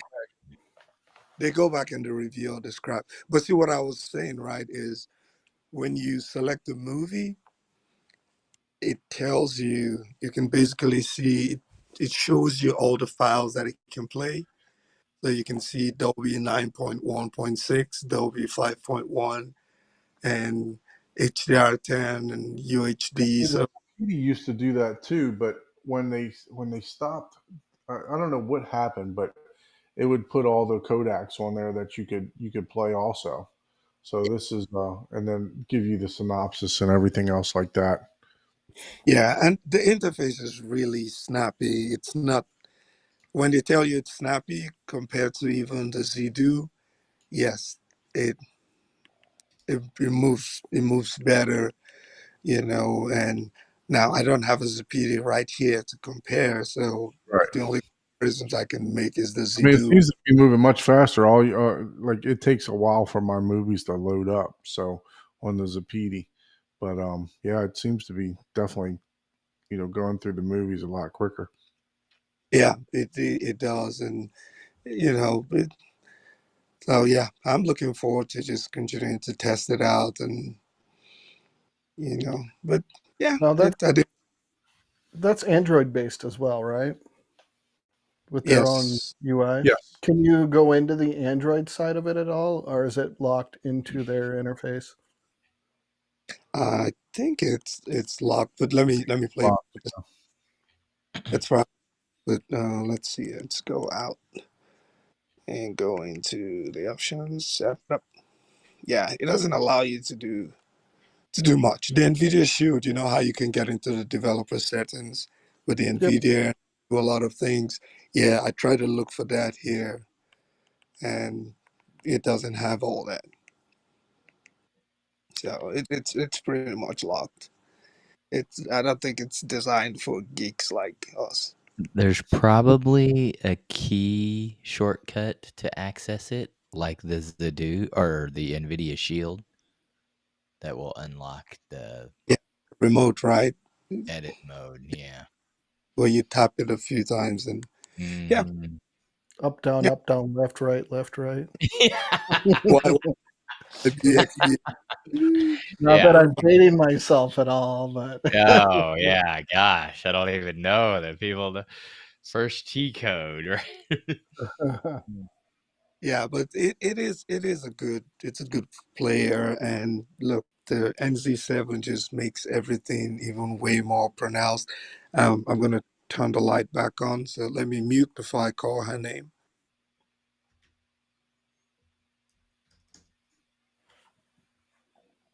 So did you purchase the 3D emitter and the 3D glasses for the JVC? No, I Oh, did not, but I plan to because I love my 3D movies, which was something else. Yeah, when you talked about the Sony, I don't think the Sony 5000 has 3D. correct.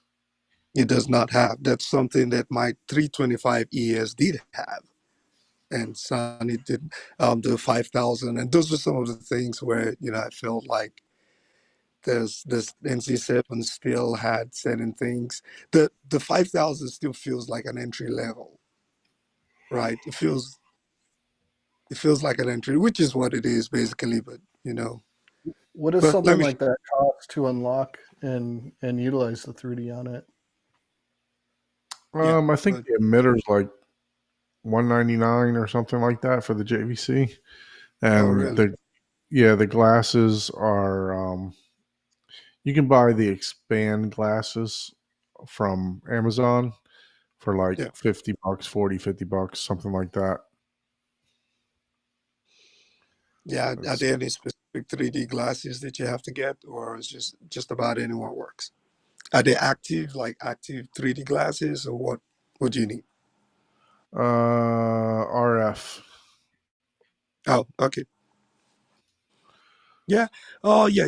I almost forgot one fun thing that I built in the home theater. I forgot the star ceiling. You didn't even remind me about those. Oh, I forgot about that. Yeah. So the emitter is $99 for the emitter. So the Okay, glasses that's are not bad. if you buy the JVC glasses, they're actually more expensive. I think they're like $179. Oh, really? But they're not needed, right? You could utilize You can use other ones, yeah. Yeah. Let me. I need to find the remote for the star ceiling. I have to. My computer is going 2-year-old. Shoot. Let's see. Earbuds. There you go. Star ceiling. Star ceiling active. Oh, there we go. Yeah. So Oh, they make. Yeah, all the pictures I've never even seen you with the star ceiling. But That is Dude, pretty cool. telling That's a you lot of guys, work. I cursed so much building this thing that when I look at it, it pisses me off, traumatizes me. So, Yeah. So did you That buy is a kit with like one of those what is it like it's almost like a color wheel that spins around, right? To cause it to flicker? so no, C-Big says that he bought the Expand 3D, but they did not work. Chuck, there's a couple different ones that you can buy, so you need to make sure you get the right ones. They make a couple different types. One is like I said, the RF. And then there's passive. There's so you just need to make sure you get the ones that work with your JVC.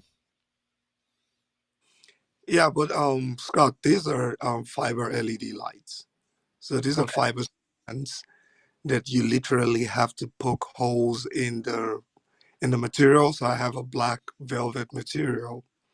Yep. No, not velvet, cotton material, and then pass each strand of the fiber LED through it, and then in the same time use a super glue or glue to hold it so that it doesn't like literally slip back out because it's fiber, right? It's not going to stay. Right. And it all kind of goes back into like that one That light one emitter, ball, right? yeah, Yep.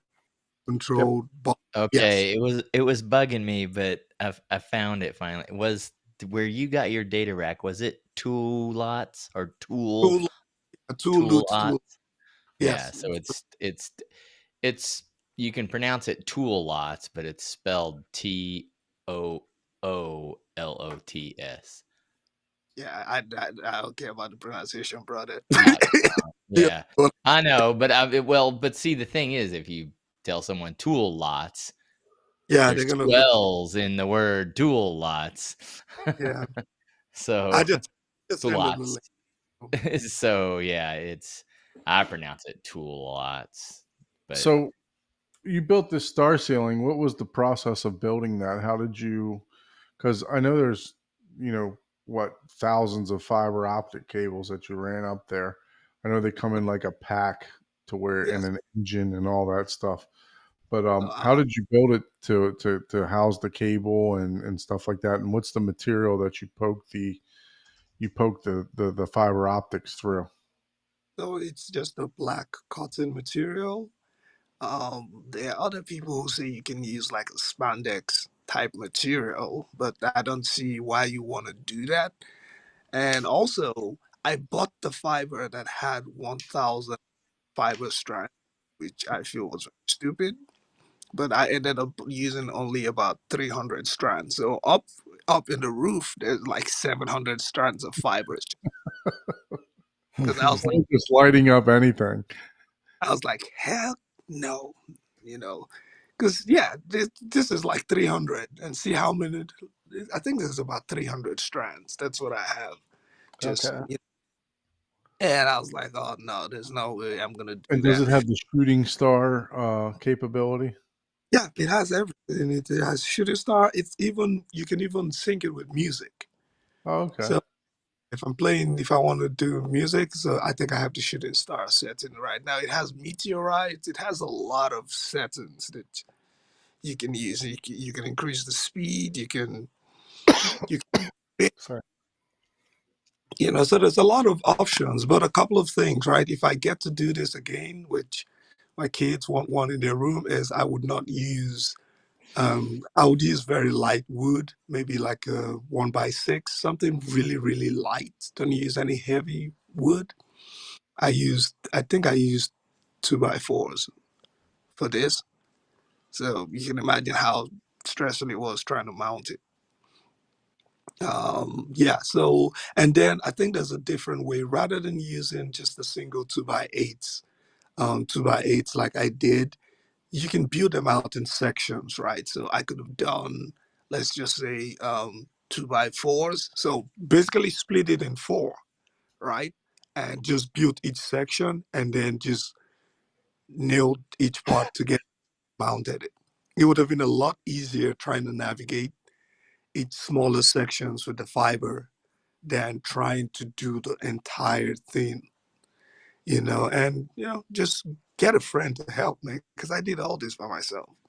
Yeah. Oh, it was yeah. I don't think you shouldn't try to do this alone if you can, but I would say do it in smaller sections. And when you look at the professionals who do it, they do it in sections. They have Yeah, like the different panels. panels.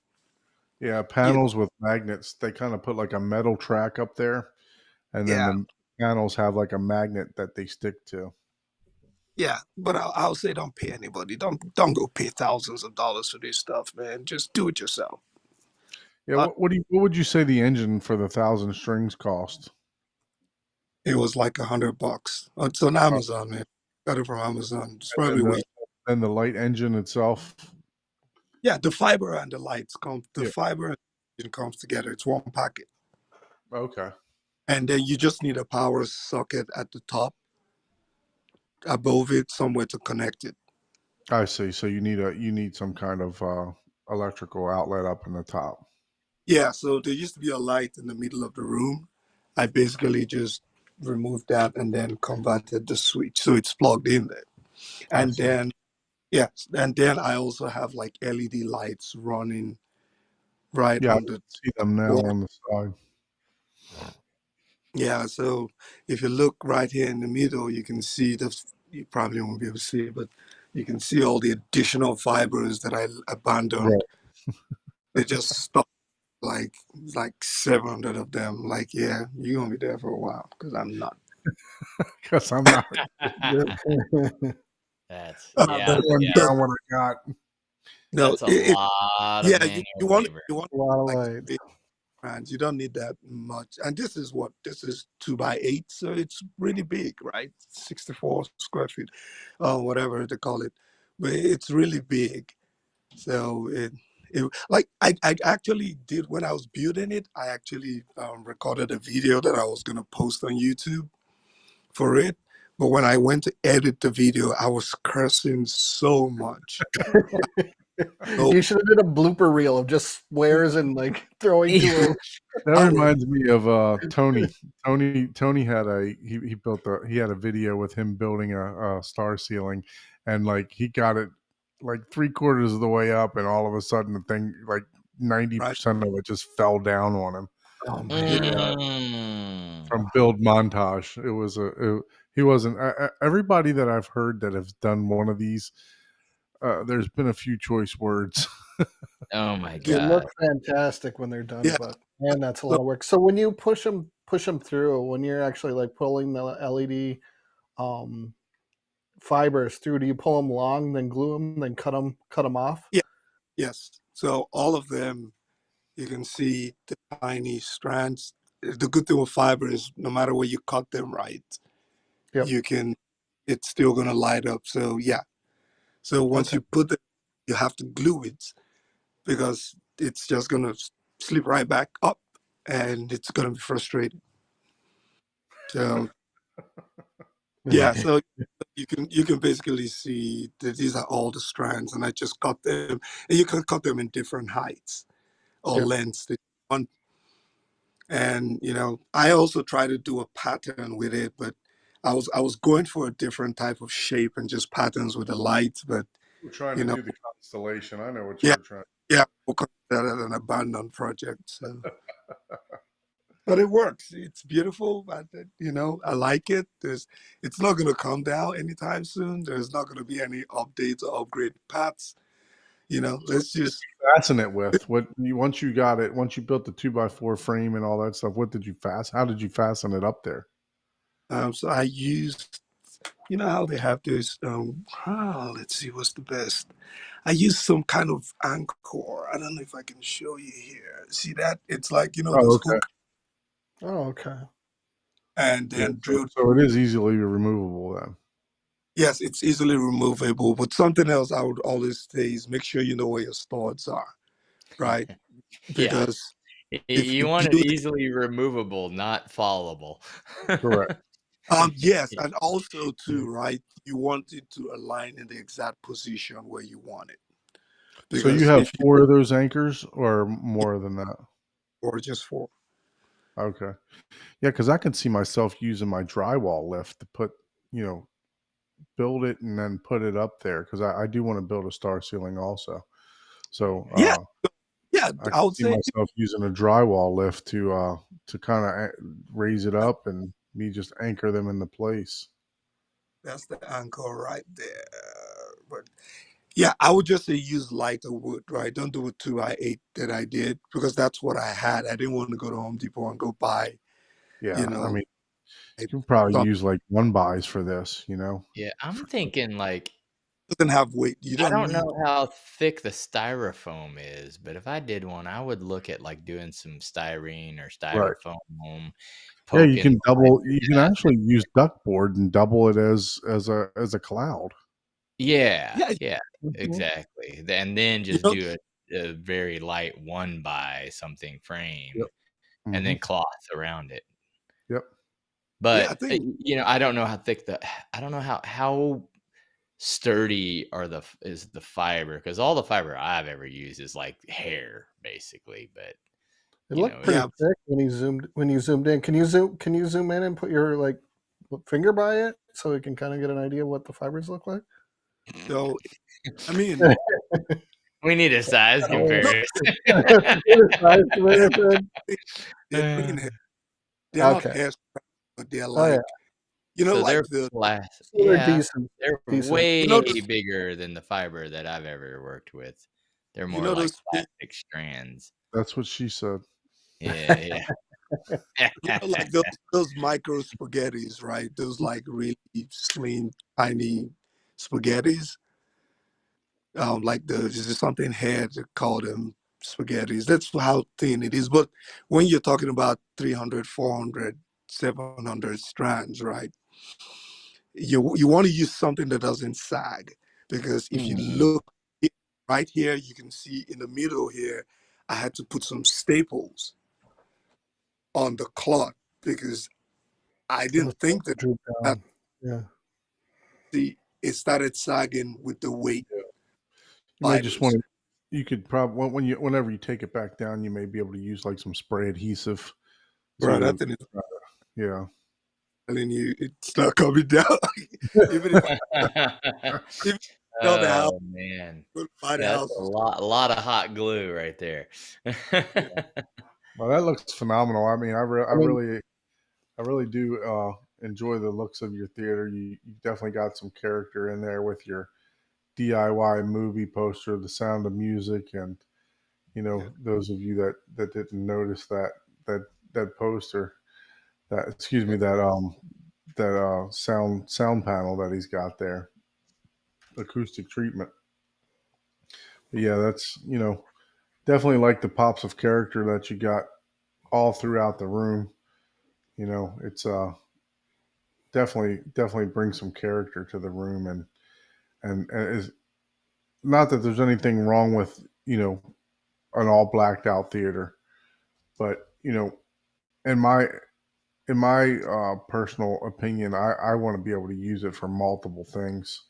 My theater, Super Bowl, television series, something like that. That we don't have to turn all the lights off and still have some very good decor. Ooh, create feedback. Sorry. Oh, we're missing a bubble. What happened there? Yeah, we got to bring Scottio up in there. Oh, Hiding out in the yeah. background. You're hiding behind that star ceiling. That's awesome. Okay, Yeah, sorry about so that. Chuck had a question. I'm just going to share my screen here Okay. real quick. Let me do this. He had mentioned something about about his expand glasses not working. So this is the for the JV. Oh, actually, what did I show here? Let's make sure. No, I'm sharing the wrong thing. Let me stop sharing that, and then I want to share.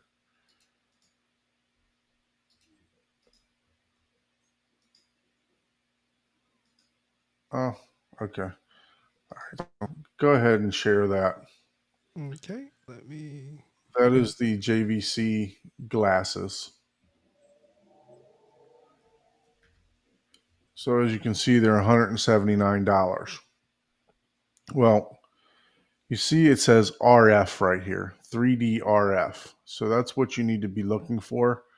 So I'm going to stop sharing this and I'm going to pull up my Amazon screen real quick. Let's do start share, go to Amazon, share. So when you look up the 3D glasses, as mentioned, you need to look for the RF ones. So you can see these ones say IR. So they're not going to work unless they say RF. So that's what you need to look for is like these ones right here, RF 3D glasses. Do they have any in Tony Stark frames? They may have some in Tony Stark Wait, frames. which ones aren't in Tony Stark frames? Right, they're all I'm- kind of they're close. That's why I was like, hey, Well, like, eh. you can have your whole theater room filled with people wearing Tony Stark glasses. That's I kinda cool. like what Rob said from the AV Rant podcast. He because I'm not a 3D guy because I physically cannot see 3D. But he said what killed 3D was all the non-consistency of glasses. It's like everybody, it was kind of like the Blu-ray versus HD DVD, right? It's like, Yeah. which do you want? You know what I Yeah, mean? passive or active or whatever. Yeah. So if any 3D content was playable on whatever 3D glasses you happen to own and you liked to wear, it probably would have taken off a lot more. I don't know if it would have been, you know, I think the glasses part just throws everyone off. Honestly, like yeah. Well, and there's a lot of I don't people have that to don't wear glasses glasses. on every time I watch a movie. Most people just want to sit back, not have to worry about a lot of that. Yeah, But the 3D exactly. is cool, right? But I only wear the 3D glasses at 3D Here's the movies admitter. because it takes the blur out of the screen. Literally, I cannot see 3D. I'm physically impaired and I cannot see 3D. So it's kind of funny because some movies I can't get into the regular showing, but I can get into the 3D showing, so yeah. I'll watch it instead. Yeah, one of the technologies that I like, as I mentioned, I went to Disney this week and they have the Finding Nemo ride there. I forgot what it's called, like Land and Sea or something like that. But they actually put a panel, like a TV panel, inside of an aquarium, and like an actual aquarium, and you can see like Nemo in 3D without any glasses or anything like that. It's pretty awesome. And then at the backdrop, you can see actual fish, the real fish swimming all around and stuff. It's really cool. So that the 3D technology without glasses is there. I don't know what Disney is doing for it, but it's Well, I can tell you how with the new technology that people underestimated. You know how they had the see-through TVs? yeah. Okay. Double layer and triple. Now imagine 50 of those layered up. That is literally true 3D from our optical perception, because it's Right. going from, and you can change from. Now, of course, the impact of it is not going to be as impactful, because you're not going to be able to have it. I mean, I guess if you wanted to have like one screen, right in your face that's see-through, and then go, all the way back to 10 feet, then yes, you would literally be able to see 3D like it's in real life, except for something physically hitting you. But you could definitely get depth. And that technology is going to be implemented in some fashion, I'm sure. Like I said, just layering those clear panels. I mean, because that's physical, literal depth, I remember color. reading something that they actually had to scale back the 3D effect in a lot of movies, maybe like 10 years ago. I remember going to Disney a while ago in the 3D, and it feels like it's right here, right? Like you can almost people were reaching out and touching it. But if you go now, you feel like it's scaled quite a bit back further. And I think they had to do that for like a motion picture, or I don't remember, but I remember just like being like, holy wow, like it felt so close. Hey, so that's the paint color. That's the color of the column. It's some type of true copper. Okay. Oh, So yeah, that's wow, that's totally different. Yeah. So Yeah, if you can imagine, what we were getting from the camera is this orange that's at the top. Yeah, no, like not even close. Yeah, I think it's the it was reflection literally of the closer light. to the Home Depot orange on your screen right now. That color. Yeah, I think it's the reflection probably of the All light. right, I'm gonna need you to repaint them orange, please. No, Yeah, sir. I know. Like that doesn't even count me. See, now I don't like your theater because, man, I don't like brown at all. You've been tricking us the whole time. Yes. You got a young kid. You're just trying to hide the dookie. It's like, what are you talking about? There's nothing. There's nothing on the wall over there. What are you talking about? Oh man. Yep. It's copper, man, or something. Okay. Yeah, that's totally different. If that's what it looks like, what you're showing right now on that screen, that is not what we're seeing at all. No, not at all. Well, so not even. We're talking day and night difference there. Yeah, but yeah, I guess it looks. I mean, I'm sure it would still look amazing. It would still give that same punch, Yeah, And it's so, just not as bright. Sure, as the doors you are guys the doors red. Yeah, the door is what you guys see. For some reason, it's what you guys see. But this one, I think, is just the way it reacts with the light, right? So, yeah. You got to change your the K value, whatever the heck that is on your lighting camera. Yeah, whatever. Yeah. Nobody got time for that. I forgot the technical term. Well, it's only been episode 14 and 15 to show what's going on in the host theater. So I know, right? We finally got it. We finally got it. I assumed you guys had already shown off your theater, right? No. Last week I showed off. We were saving it. We would show Don's on at episode 50, so completed product. He didn't want to show off he wanted to wait until it was actually clean. He didn't want to copyright or break the show us your junk Joe until copyright. He was like, no, this isn't junk. I want to make it pristine and clean. Don, just don't take too much longer, man, because otherwise we're going to be showing a vintage theater. I got Okay. I have Mine so is much budget stuff friendly, going on. man. Yeah, it's just unbelievable. I actually had a pretty cool. I was worried about my home inspection. I think I talked about this earlier because in Florida, uh, homeowners homeowners insurance companies were dropping people like crazy just for the risk for hurricane and stuff like that. And they actually, I've never made a claim. I've owned a house for probably, I don't know, 20 years. I've had a house, different houses, and never actually made a homeowner's claim, but they decided to drop me because of risk from, just from hurricane damage. So I had to look for a new homeowner's insurance, and I was worried about being under construction.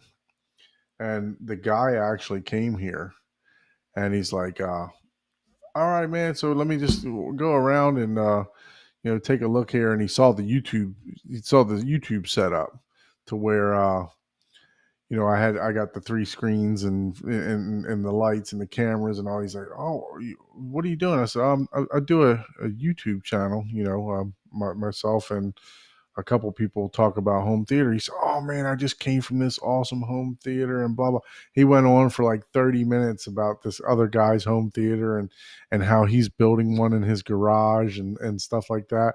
So That's so we walk into the home theater, and I show him. He said, you know what, man, I'm not even going to take pictures of this. We don't even want them thinking you're under construction. So he didn't even.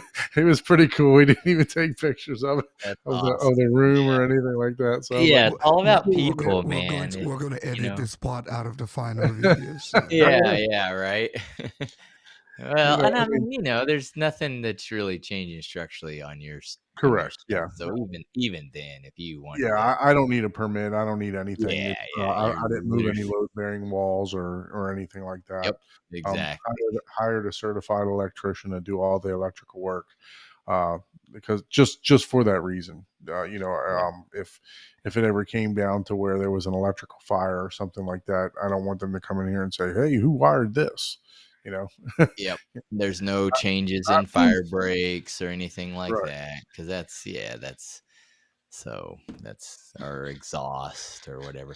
But yep. yeah, it's cool that you're moving along. But yeah, I'm telling you, man, my buddy, and I want him on here I'm whenever he. thinking about taking a vacation, maybe the first or second. Oh man, dude, I wouldn't even say that. I would just It's say, not a vacation if I got to work in the theater, yeah, but I wouldn't say that because the minute you say you're taking vacation, someone else is gonna come in and snipe up all that time. yeah, Yeah. yeah. So I want to put a full 7, 10 days or something like that Oh at it, man, and I think you I you'd annihilate that if you put that yeah, much time into it for sure. But yeah. So yeah. I'm thinking about the first or second week of March. Oh Somewhere in man. there so that I can get it going. I just put this up on the screen there. If you would like to be a guest on the show, please email us at hometheaterhublive@gmail.com. We'd love to have you. You don't need a big theater. You don't need an expensive theater. Whatever you call a theater, we're just looking to showcase it for you. Come on and talk about what you got. Talk about what you enjoy about home theater. Even talk about some movies that you like. But once again, that's hometheaterhublive@gmail.com. Uh, Reach out and we'll be happy to have you as a guest. Yep. We Well, definitely Ike, will. I really appreciate you giving us that tour of your home theater that's not orange. It's actually a brown copper. Wow. we actually we Oh actually man. appreciate you sharing your home theater with us. I'm really interested in the review that you got for the as I mentioned last week for the Arvolution, Evolution. Yeah. I and should have it then out this you know, weekend. I'm gonna have to check Hopefully that by out. Saturday. Yeah. It's turning out impressive. Yeah. yeah, it's it looked very snappy. It looked like it loaded all the movies much quicker than my Zapiti does. Once it loads, it's fine, but Yep. once it'll snap through the stuff just like that one. But it seemed to pull all the metadata and everything much quicker. Yep. So looking forward to that video. Looking forward to the SVS 9-inch in-wall sub review also. Yep. So Yeah. I know Yeah, you're I need to looking reach to out dial to those in and Person. integrate them with the other subs. I So need to reach out to Paul so I can make sure my measurements and you know, all that. maybe that should be something that we should do on a show. You know, how to integrate your subs. You know, maybe we can get Paul to walk us Yeah. through. Paul to Yeah, walk us through I'm that sure on the Paul show. has a few slides so he can walk us through. Oh man, you're gonna have to get Scott to get the technical. Remember all the technical terms. Well, both of you. It's like you just do this. Like what? Hey, yeah.